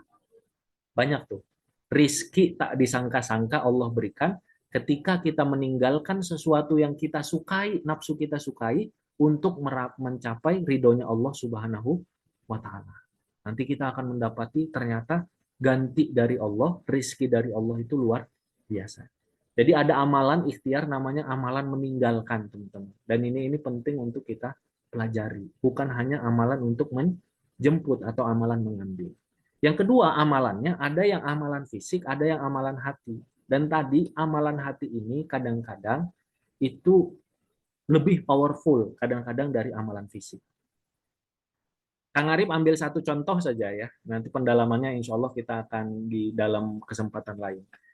Teman-teman pernah nggak dalam posisi ngotot banget sama satu hal, ya ngotot banget sama satu hal, kemudian nggak dapat satu hal tersebut. Kadang-kadang ini untuk urusan jodoh juga seperti ini. Pernah nggak? Kita ngotot banget sama satu hal, tapi nggak dapat. Makin di ngototin makin kabur. Pernah nggak? Tapi ketika kita sudah pasrah kepada Allah, tiba-tiba datang tuh yang kita kejar. Pernah nggak? Coba. Kayaknya semuanya pernah ya. Pernah nggak? Untuk satu hal yang kaitan dengan dunia aja ini, kita ngotot banget. Ternyata di Al-Quran ada, teman-teman. Kisah Ka'ab bin Malik, ketika beliau bertobat, minta tobat sampai 50 hari, nggak diterima Allah, sampai akhirnya, dia kan ngotot sekali ya, untuk urusan dunia atau akhirat, tapi sampai dia akhirnya memasrahkan, menyerahkan, ya bulat, ya rahasia-rahasia batinnya itu tepat, amalan batinnya itu tepat, dia pasrahkan, dia ikhlaskan kalau dalam analogi kita ya bahasa kita, dia pasrahkan sepenuhnya kepada Allah. Yang nggak dikejar tiba-tiba datang. Jodoh itu juga kadang-kadang seperti itu. Ya, banyak yang seperti itu. Nah, kesel nggak dapat. Jodoh itu kadang-kadang seperti itu. Nah, kalau teman-teman ada di posisi sekarang mode on ngejer, ngotot, jangan-jangan perlu nyoba mode on pasrah, jangan-jangan gitu. Karena bisa jadi tarikannya itu yang lebih kuat itu adalah ketika tarikan tadi. Amalan itu bukan hanya mengambil tapi melepaskan. Ikhtiar itu bukan hanya ngotot mendapatkan tapi juga memasrahkan. Tapi tentu saja pasrah itu bukan yang putus asa.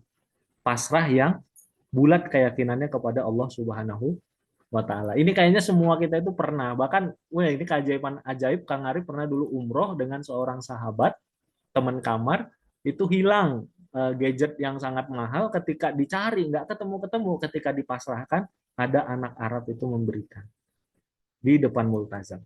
Yang kita nggak tahu itu anak Arab bener atau malaikat, karena setelahnya hilang anaknya. Jadi ketika sesuatu itu kita ngotot kejar, bisa jadi kabur dan nggak dapat-dapat. Tapi ketika kita pasrahkan dengan pasrah yang benar, maka insya Allah. Nah ini kayaknya butuh ya, banyak nih kayaknya yang nggak maksa, pengen nggak maksa dan lain sebagainya. Tapi tentu nggak maksanya bukan yang menyerah, bukan yang putus asa, tapi yang bulat keyakinannya kepada Allah Subhanahu wa taala.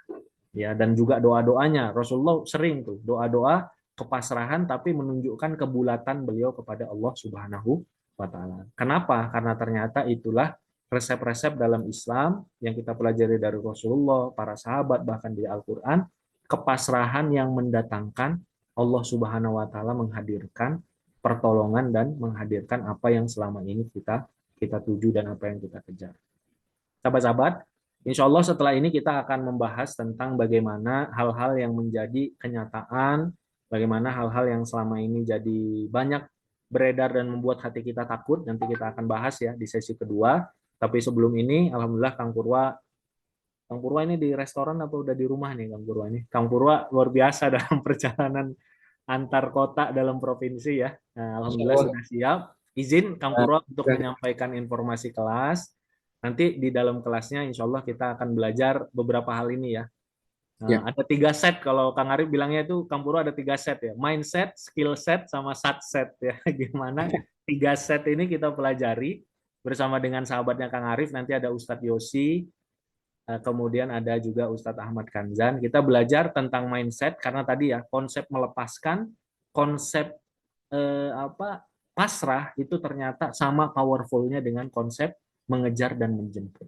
Kadang-kadang kita lupa bahwa kita perlu untuk pasrah, menyerahkan, dan juga melepaskan. Kemudian ada tentu saja skill ya terkait dengan skill set, bagaimana ikhtiar-ikhtiar yang penting. Kemudian rahasia tidak salah pilih pasangan. Dan ini ada yang spesialnya Kang Purwa dan teman-teman. Kang Arif punya sahabat namanya Ustadz Yosi. Nggak tahu sahabat-sahabat mungkin ada yang pernah, ada yang mayoritas mungkin belum ya. Coba dituliskan. Beliau itu adalah pendiri klinik nikah. Jadi beliau itu alhamdulillah sudah menjadi wasilah, menemani, mendampingi 700 lebih pasangan menikah. Dan perjalanannya itu macam-macam. Jadi ada yang sudah usia 50 tahun, 40 tahun, 30 tahun, nggak direstui orang tua, Jawa, Sunda, gitu kan. Kan banyak ya yang masalah ya, ada nggak yang punya masalah orang Sunda mau nikah sama orang Jawa yang masalahnya suku, Kang Purwa, masalahnya restu, masalahnya jarak jauh. Jadi beliau dengan pengalaman 700 lebih tadi, insya Allah akan menjelaskan tentang 1000 jalan dipertemukan jodoh. Biar apa? Biar teman-teman itu lebih rileks dan lebih bahagia. Bahwa kalau kita mentok di jalan ini, ternyata menuju Roma itu nggak satu jalan. Menuju Mekah itu nggak satu jalan. Bisa dari Jeddah, dari Madinah, dari pesawat, sekarang dari Taif, dan lain sebagainya. Jalannya banyak. Jangan dikira ngelihat orang lain ke Makkah itu pakai motor, kita pakai motor nggak bisa, ngerasanya udah habis jalan kita. Belum tentu.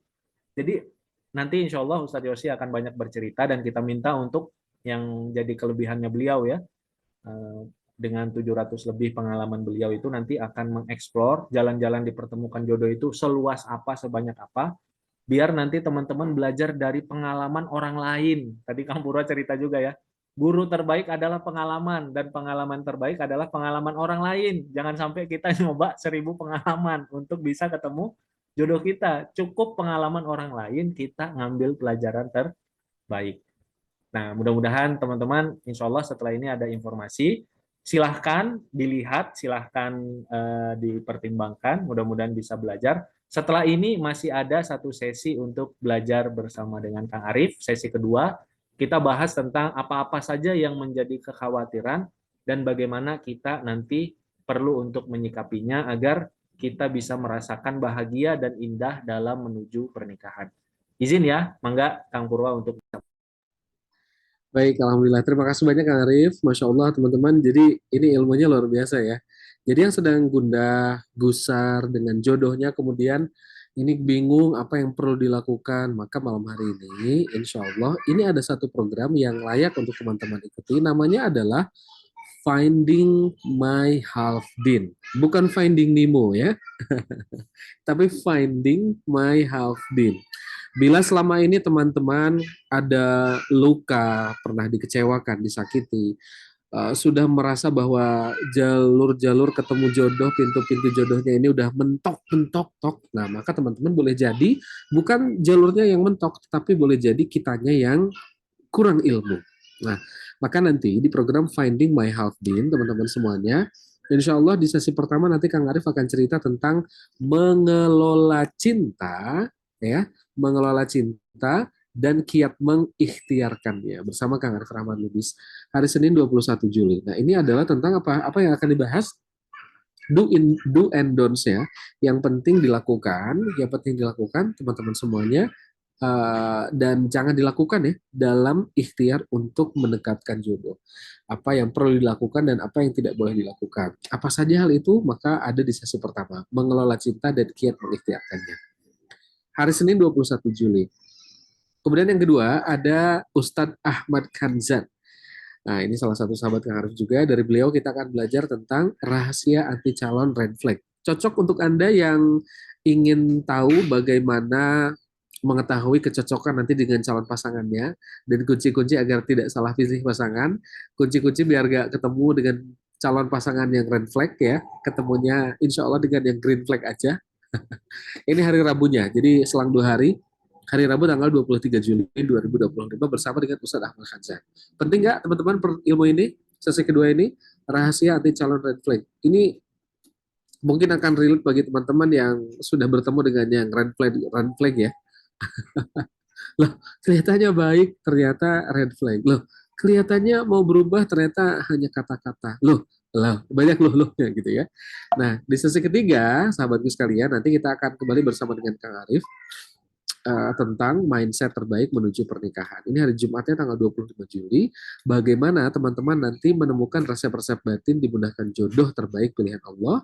Bagaimana kita agar baik sangka, baik amal dan baik kenyataan. Jadi nyambung teman-teman antara hati, amal dan kenyataan itu nyambung. Boleh jadi kita nggak ketemu ketemu jodoh karena nggak nyambung teman-teman. Apa yang ada di lisan, apa yang ada di hati, apa yang ada di amal kita itu beda. Makanya insya Allah di sini nanti Kang Arif akan cerita mindset terbaik menuju pernikahan. Dan sesi keempat, ini yang barusan tadi Kang Arif ceritakan. Ustadz Yosi Al-Muzani, beliau adalah sosok yang luar biasa dan inspiratif sekali. Dan dari beliau nanti teman-teman akan belajar tentang 1000 jalan bertemu jodoh.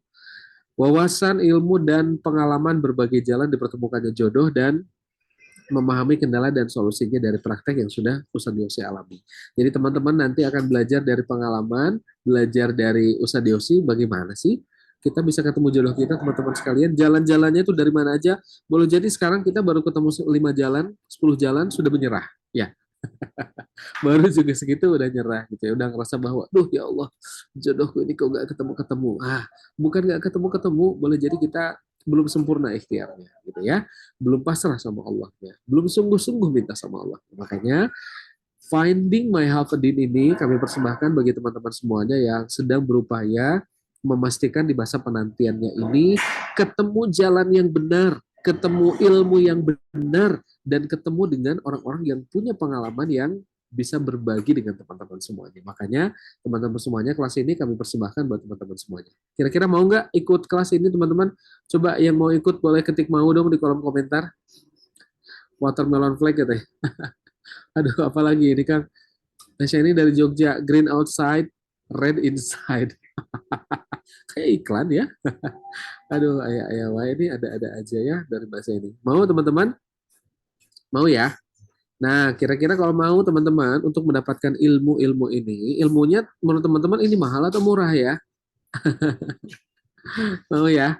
Bismillah teman-teman. Nah, dari para guru ini, teman-teman sekalian, kami ingin persembahkan sebuah kelas yang benar-benar bisa jadi membantu teman-teman semuanya. Insya Allah ada 4 pertemuan bersama Kang Arif Rahman Lubis, 2 pertemuan dengan Kang Arif, kemudian 1 pertemuan dengan Ustadzah Ahmad Kanzan, dan juga dengan Ustadz Yosi Al-Buzani. Teman-teman silakan ikut ya. Dan ini ada testimoni dari peserta kelas di luar jodoh sebelumnya. Yang tadinya menutup diri dari orang lain, jadinya tidak menutup diri. Dikenalkan oleh teman dan ternyata cocok. Masya Allah ya. Boleh jadi yang jadi penghambat itu bukan dari luar, ya, tetapi yang jadi penghambat itu adalah diri kita sendiri ya. Dari Teh Zulfa, ilmunya sedikit demi sedikit bisa diaplikasikan dalam hidup. Alhamdulillah dipertemukan dengan jodoh. Dan sudah ya. Dari Pasuruan, dari Mbak Rohmatul Umaroh, setiap mengikuti kelas ini kerap terharu dan menitikan air mata untuk mendengarkan nasihatnya. Maka teman-teman silakan hadir ya. Ada Mbak Stevi Maya dari Bekasi, banyak ilmu yang diperoleh. Alhamdulillah ya. Itu dia teman-teman semuanya. Dari Mas Hamzah juga sama, dapat banyak insight baru. Teman-teman, untuk ikut kelas Finding My Half Dean, teman-teman nanti akan mendapatkan 4 kali Zoom, dapat rekamannya juga ya teman-teman sekalian, plus selama berada di grup nanti ada 8 materi harian lewat voice note, motivasi harian, ebook 40 langkah menjemput jodoh, tuh 40 langkah, ada challenge berhadiah, e-certificate, dan setelah teman-teman ikut 4 kali Zoom, teman-teman akan tergabung di grup alumni dan 1 atau 1,5 bulan sekali akan ketemu di grup WhatsApp. Nah teman-teman, untuk mendapatkan kelas ini, mengikuti kelas ini, teman-teman silakan boleh registrasinya di s.id myhalfdin ya. Teman-teman, investasi normalnya adalah 99.000 untuk mendapatkan 4 kali sesi. Early bird-nya Rp79.000, tetapi khusus untuk malam hari ini hanya Rp69.000. Khusus malam ini hanya Rp69.000, teman-teman. Silahkan, kakak admin dari Jalur Jodoh sudah membagikan link pendaftarannya di kolom chat di s.id/myhalfdin. Kang Purwa, kenapa sih nggak gratis aja, teman-teman? Biasanya kalau kita ikut yang gratis dengan berbayar, beda effort dan kesungguhannya. Maka malam hari ini teman-teman, yuk ini mah tanda komitmen belajar kita. Karena kalau teman-teman datang ke kajian para guru kita ini tidak mudah dan jauh juga ya. Maka Jalur Jodoh menghadirkan, mendekatkannya kepada teman-teman dengan kelas online ini, teman-teman, dengan program My Half Din. 69.000 ini adalah komitmen belajar kita teman-teman sekalian. Karena kalau menurut saya pribadi ini kalau dibandingkan dengan value, dengan ilmu, dengan nilai yang teman-teman dapatkan ya, dengan 11 fasilitas ini sangat jauh sekali teman-teman sekalian, terlalu murah, tetapi karena jalur jodoh ingin memberikan manfaat yang lebih bagi teman-teman, maka investasi ini adalah sebagai pengikat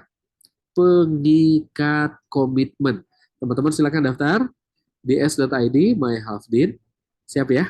Dan kami nantikan nanti teman-teman kehadirannya di kelas dimulai tanggal 21 Juni bersama dengan Kang Arif Rahman Lubis di pertemuan yang pertama. Teman-teman silakan daftar. Nanti ada sesi kedua, Kang Arif akan melanjutkan. Saya informasikan lagi kelasnya karena 69 ribunya ini hanya untuk malam hari ini saja. Punya kendala, pendaftaran dan lain sebagainya teman-teman semuanya, silakan nanti boleh dikonsultasikan kepada Teh Fitria di nomor yang sudah tercantum di kolom chat di Zoom kita malam hari ini ya. Silakan teman-teman semuanya, bismillah.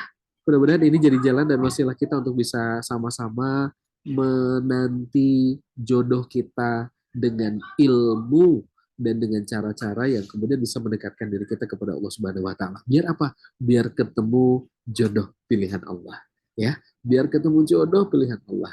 Boleh jadi selama ini yang pernah gagal juga teman-teman, kita mungkin mengetuknya pintu yang lain atau mengetuknya ke Allah tapi hatinya kemana-mana, maka bismillah teman-teman, ini jadi ikhtiar kita bersama-sama dan ayo sama-sama ya kita pastikan teman-teman mendapatkan kesempatan yang baik ini.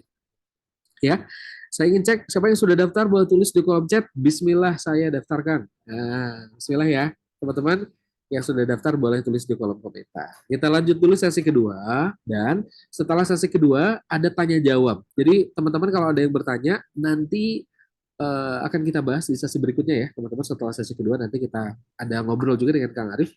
Bismillah, mudah-mudahan apapun yang teman-teman rasakan, gusar gundahnya mulai bisa dirilis ya Kang Arif. Ya.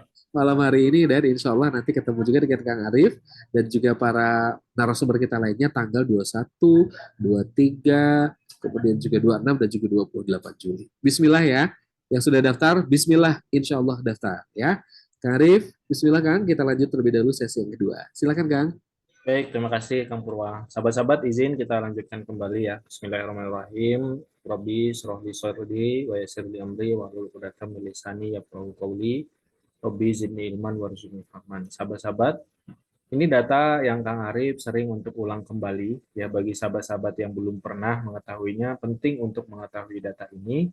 Bagi yang sudah pernah, maka ini menjadi pengingat selalu kepada kita bahwa kenyataannya ternyata di Indonesia ya, dengan segala kondisinya ya secara umum, apakah karena pendewasaan kita atau karena problem ekonomi atau karena kondisi yang secara umum orang menikah itu semakin di usia semakin dewasa, kenyataannya angka pernikahan di Indonesia itu semakin menurun.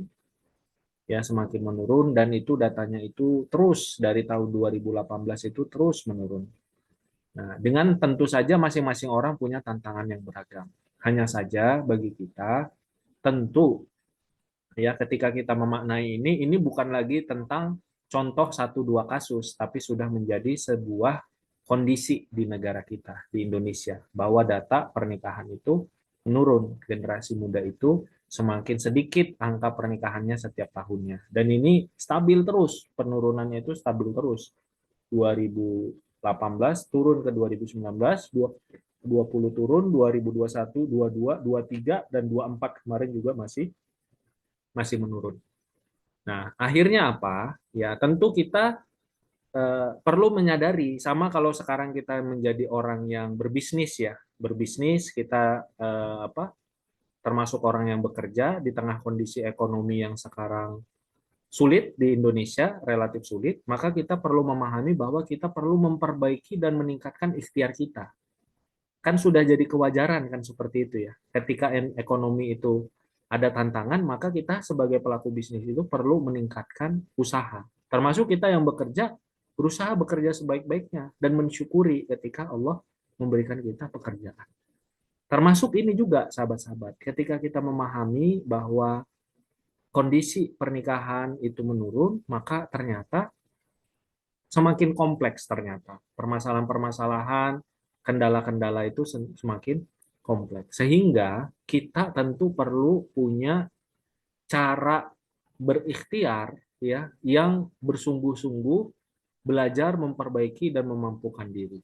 Kenapa? Karena bisa jadi ya cara kita memahami pernikahan sekarang itu lebih kompleks dan menjalani pernikahan itu lebih kompleks dibanding zaman kakek nenek kita bisa jadi. Ya apalagi dengan adanya sosial media, apalagi dengan sekarang kan teman-teman banyak ya yang kita dengarkan dan sadar tidak sadar ada yang mulai terpapar dengan standar TikTok gitu kan.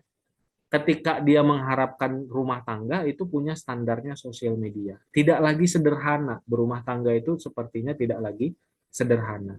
Maka sahabat-sahabat, kita perlu untuk menghadirkan dalam diri kita itu kemauan rendah hati untuk bisa belajar, bisa untuk terus mengupgrade diri kita, bisa untuk terus memampukan diri kita, ya, agar kita itu bisa punya bekal. Karena tantangannya itu cukup menantang, ya.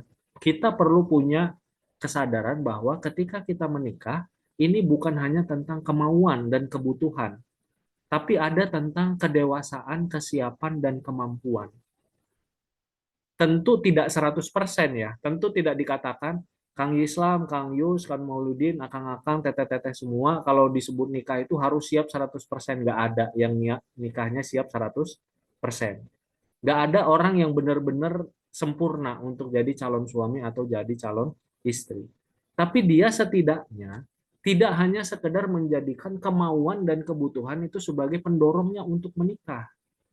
Tapi dia juga menyikapinya dengan saya mau, saya butuh, saya ingin, tapi juga saya dewasa dan saya bertanggung jawab untuk saya memampukan diri saya, menyiapkan mental saya, ya, menjalankan amanah-amanah yang ada pada diri saya dan berusaha untuk tadi baik prasangkanya kepada Allah Subhanahu wa taala, karena saya prasangka baik Allah memberikan saya istri yang baik, suami yang baik, saya berusaha jadi istri atau suami yang baik.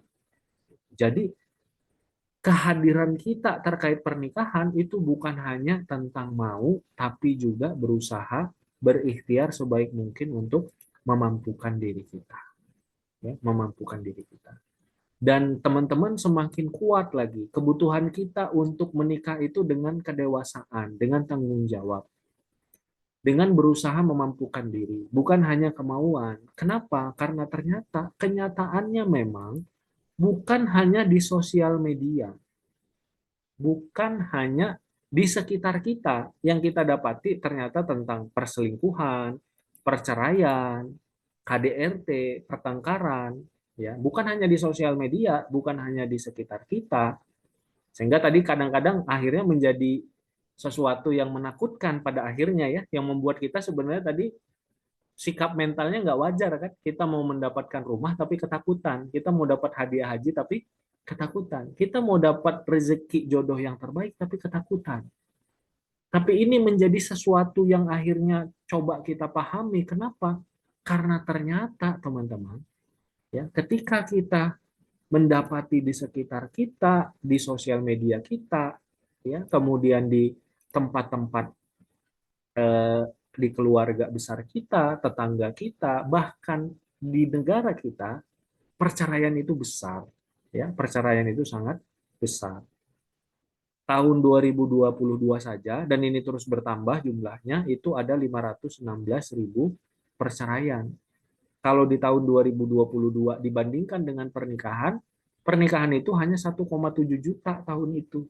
Jadi angka yang bercerai dibanding angka yang menikah itu 1:3.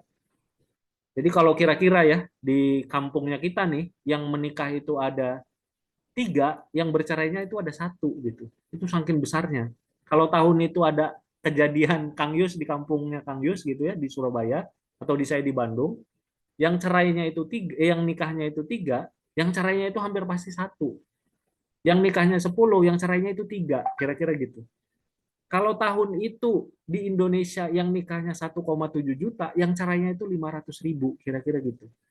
Jadi cerai sama nikah bandingan di tahun itu sepertiga, besar sekali angka perceraian. Gitu. Sementara yang kita pahami bahwa orang yang sekarang menikah itu tentu dengan perasaan suka sama suka ya, perasaan cinta, bukan yang dipaksa, bukan yang di apa karena orang tuanya berhutang kemudian dia dijual dan lain sebagainya. Jarang, itu hampir nggak ada. Semuanya rasa suka sama suka. Tapi ternyata perceraian itu hadir 75%-nya adalah istri tidak merasa punya suami yang baik sehingga digugat cerai suaminya. 75%-nya wanita menggugat cerai suaminya. Maka ini jadi pertanyaan dan jadi sangat penting. Tadi makanya banyak teman-teman yang merasa penting sekali ya. Bagaimana kita bisa menemukan pasangan yang cocok dan pasangan yang baik, tidak red flag. Kedua belah pihak ya, ini yang menggugat 75% bisa jadi karena memang suaminya itu wajar digugat.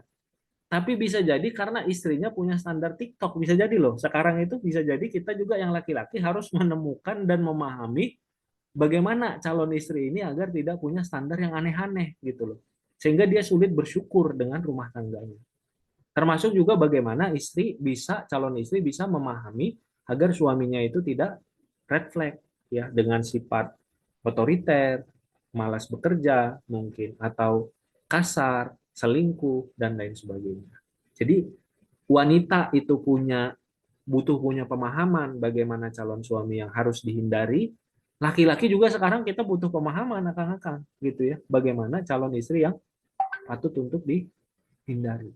Gitu. Karena tidak akan mungkin bisa mendapatkan yang taat dan mudah bersyukur ketika standarnya itu adalah standar sosial media, standar TikTok, standar negeri Korea dan lain sebagainya. Nah, teman-teman, ilmunya adalah ilmu tentang menemukan pasangan yang cocok dan pasangan yang tidak red flag.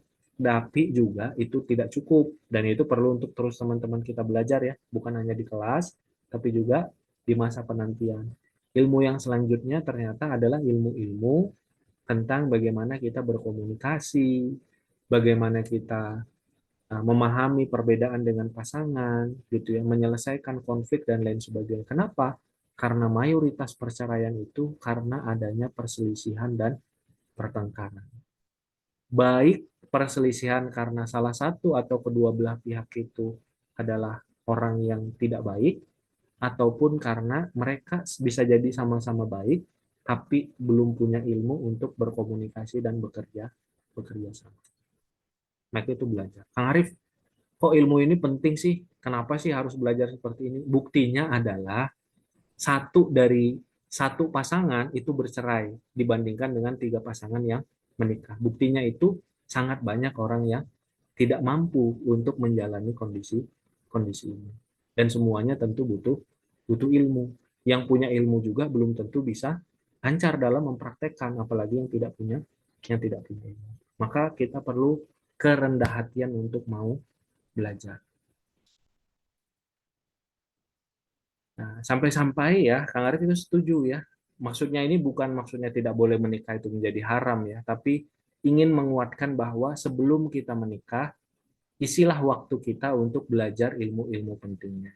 Nah, Kang Arif mau nanya nih teman-teman. Menurut teman-teman, kalau kita press ya dalam beberapa ilmu yang penting, menurut teman-teman, menurut pemahaman atau apa yang teman-teman rasakan sekarang, menurut teman-teman ilmu apa yang menurut teman-teman penting banget untuk dimiliki atau dipelajari oleh teman-teman sebelum teman-teman menikah? Agar kita bisa menghindari tadi konflik berkepanjangan sampai akhirnya tidak bisa disatukan, atau ilmu terkait salah pilih pasangan agar tidak salah pilih pasangan, atau ilmu agar proses menuju pernikahan kita itu bisa baik, bisa lancar, bisa smooth dan lain sebagainya. Menurut teman-teman, dengan kondisi teman-teman sekarang masa penantian, ilmu apa yang penting-penting banget untuk teman-teman pelajari? Yang penting banget yang jangan sampai kelewatan, Kang. Ini ilmu ini jangan sampai kelewatan. Parenting, fikih keluarga, ilmu agama, tentang hak dan kewajiban suami istri, pengendalian emosi, ya, mental illness,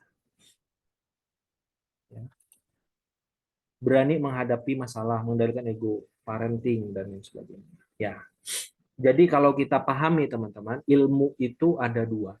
Yang pertama, ilmu bagaimana kita menuju pernikahan itu juga penting. Ini kaitannya adalah terkait dengan keberkahan dan menemukan, mengikhtiarkan pasangan yang terbaik. Itu satu. Yang kedua, ilmu setelah kita menikah. Yang kita pelajari dari kita cicil dari sebelum menikah.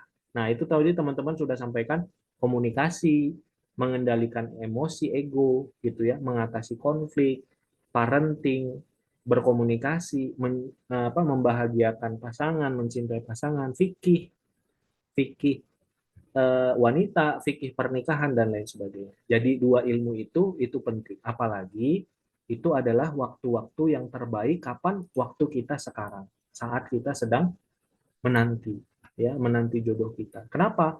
Karena kalau kita nanti sudah menikah apalagi punya anak, umumnya kita semakin sibuk biasanya dengan aktivitas dan kesibukan-kesibukan kita. Nah, sahabat-sahabat, salah satu ilmu selain ilmu sesudah menikah, tadi ilmu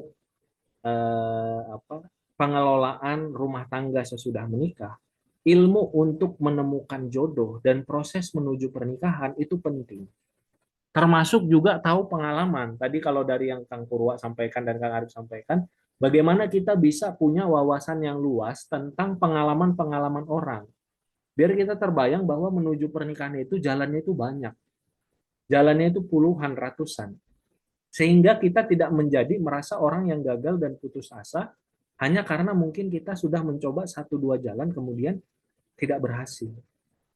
Nah, jadi kita perlu tahu dan teman-teman, apa ada orang yang ta'aruf itu berulang kali tidak bertemu. Ternyata babnya itu nanti kalau misalnya digali ya, dan ini bagiannya nanti sama Ustadz Yosi ya. Babnya itu tadi ilmunya itu ilmu tadi teman-teman, ilmu memasrahkan, ngotot banget sama calonnya. Tadi juga Kang Arif ada tuh yang baca ya, Kang Arif saya pengen banget nikah sama ini, akhirnya nggak kejadian-jadian ya, nggak nikah-nikah gitu, ngotot banget. Jadi ada sahabat Kang Arif itu sudah 11 kali ta'aruf. Karena setelah dari ini pengen lagi sama yang muslimah yang itu. Ditolak, pengen lagi itu, pengen lagi itu, pengen lagi. Akhirnya nggak ketemu-ketemu, udah memang bukan jodohnya, teman-teman. Tapi ketika beliau akhirnya memasrahkan, ternyata diberikan Allah jodoh yang lebih baik daripada yang dia harapkan. Nah, ilmu itu adalah ilmu wawasan pengalaman. Kalau bisa yang mengalami orang saja, kita jangan kan gitu ya. Kita jangan sampai kita 11 kali dan mondar-mandir dengan calon yang kita ulang-ulang yang ternyata dia bukan jodoh jodoh kita. Jadi kadang pengalaman, ilmu pengalaman dari orang itu menjadi penting. Tidak direstui orang tua ini juga banyak sekali teman-teman. Ya kadang-kadang makanya di kelas ini itu ada e-book ya, 40 langkah, 40 cara untuk kita menjemput jodoh. Ada banyak kadang-kadang hal yang kita anggap itu kecil, tapi ternyata dampaknya besar. Termasuk dalam rangka restu orang tua. Itu ada dampak yang sangat luar biasa. Banyak orang terkendala pernikahan karena tidak sevisi dengan orang tuanya. Tidak sevisi dengan orang tuanya. Ada yang menanti laki-laki hadir, tak kunjung hadir, itu nanti insya Allah kita belajar juga pengalaman-pengalaman. Berulang kali dikecewakan tadi ya, sampai trauma, terluka, dan lain sebagainya. Termasuk juga dalam hijrahnya, dia merasa belum pantas, belum yakin, dan lain sebagainya. Nah, sahabat-sahabat, ini agar waktu kita cukup ya untuk tanya jawab, mungkin Kang Arif akan cukupkan ya. Intinya adalah ilmu belajar tentang pernikahan itu ada dua. Yang pertama ilmu sebelum kita menikah, bagaimana kita menemukan, tahu tanda-tanda kecocokan, tahu tanda-tanda yang tidak red flag, tahu jalan yang bisa kita ikhtiarkan untuk menjemputnya, tahu yang tidak boleh kita lakukan untuk menjaga kemudahan dan juga keberkahan dalam rumah tangga kita. Ya. Dan teman-teman, ilmu untuk mendapatkan itu kita belajar dari pengalaman orang, ya. Kita belajar dari kendala-kendala yang mungkin terjadi sehingga ketika kita mengalaminya kita lebih tenang gitu. Kang Arif itu ada salah satu grup Kang Purwa kan punya mobil, kemudian ketika baru beli mobil itu ikut langsung salah satu grup pengguna mobil tersebut. Jadi di grup tersebut itu biasanya kan sharing tuh Kang, kendalanya ini, kendala ini, kendala ini. Nah, karena sudah punya banyak bank pengalaman orang, ketika ada masalah terjadi itu, kitanya tenang. Oh, ternyata ini masalahnya hanya ini saja. Yang dilakukan itu melakukannya satu dua hal saja sehingga sehingga orang itu menjadi tenang. Nah, itulah pentingnya ilmu punya pengalaman. Pengalaman tapi jangan pengalaman kita sendiri, tapi pengalaman dari orang lain. Ternyata ketika mobilnya seperti A, cukup dilakukan B dan C. Oh, ternyata seperti itu. Jadi kita saling sharing, kita saling dapat pengalaman, kita saling belajar. Insya Allah sesi yang terkait pengalaman ini bukan bersama Kang Arif, tapi bersama dengan Ustadz Yosi. Mungkin seperti itu teman-teman. Insya Allah kita akan coba untuk hadirkan tanya jawab ya. Tadi juga Kang Arif sudah lihat ada beberapa pertanyaan. Enggak, Kang Purwah, silahkan disampaikan informasi. Kemudian nanti kita akan tanya jawab. Silahkan teman-teman juga mulai dipersiapkan ya pertanyaannya. Baik, Alhamdulillah. Terima kasih banyak Kang Arif. Masya Allah ya teman-teman semuanya. Jadi yang perlu kita pastikan jalannya adalah sekarang teman-teman jangan mengutuk keadaan, jangan terlalu apa ya, terlalu pasrah dengan keadaannya tanpa ikhtiar. Bukan berarti kita bukan pasrah kepada Allah ya, tetapi kita pasrah mah tetap ke Allah, tetapi jangan sampai ya sudahlah. Ya, jangan sampai ya sudahlah lalu kita tidak berbuat apa-apa. Maka teman-teman sekalian, bismillah mudah-mudahan program ini Finding My Halfdin bisa menjadi salah satu upaya sahabat-sahabat semuanya bisa hadir menghadirkan keyakinan, menghadirkan ikhtiar yang sempurna, menghadirkan juga keyakinan yang lebih mantap dan membuat sinkron antara apa yang kita rasa, apa yang kita doa dan apa yang menjadi amal-amal kita. Nyambung jadinya ya. Nah, makanya ini beberapa testimoni mudah-mudahan jadi penguat ya bagi teman-teman semuanya. Testimoni dari peserta kelas jalur jodoh sebelumnya. Alhamdulillah setelah dicoba, diikhtiarkan, diusahakan dan doa dan minta kepada orang tua, minta doa kepada orang tua, hasilnya adalah Allah beri melebihi apa yang diminta. Masya Allah. Ada lagi nih, materinya dirasa sangat bermanfaat dan untuk sahabat kita yang sedang ada di masa penantian jodoh. Nah, makanya sahabatku sekalian, ini adalah programnya Finding My Halfdin. Silakan kalau ada yang mau men-screenshot materinya, boleh di-screenshot judulnya apa saja ya. Mulai dari pengelola cinta dan kiat mengikhtiarkannya bersama dengan Kang Arif Rahman Lubis, ada juga tentang rahasia anti calon red flag. Nah, ini pun tak bisa bagi teman-teman yang mungkin pernah mengalami kegagalan dalam pernikahan yang malam hari ini bergabung. Jangan sampai kita salah pilih calon pasangan lagi ya. Mindset terbaik menuju pernikahan. Ini juga penting teman-teman semuanya bahwa menikah itu adalah perkara yang tidak kecil, perkara yang sangat besar, teman-teman. Makanya mindset kita perlu diilmui dengan baik. Dan 1.000 jalan bertemu dengan jodoh. Insya Allah, keempat narasumber ini akan menghadirkan ilmunya bagi teman-teman semuanya yang bergabung. Zoom 4 kali, plus juga rekamannya akan diberikan bagi teman-teman semuanya. Ada 8 materi harian lewat voice note di grup WhatsApp. Kemudian motivasi harian juga di grup WA dan ada ebook 40 langkah menjemput jodoh, ada challenge berhadiah dan e-sertifikat bagi yang berhak serta bonusnya adalah Zoom rutin bagi para alumni. Jadi bagi teman-teman yang sudah ikut program ini nanti akan ada Zoom rutinnya. Silahkan kami tunggu kehadiran teman-teman nanti tanggal 21 Juli. Jangan sampai teman-teman menyesal karena padahal yang boleh jadi teman-teman sekalian yang jadi penghalang kita nggak ketemu jodoh itu adalah hal kecil yang kita nggak tahu.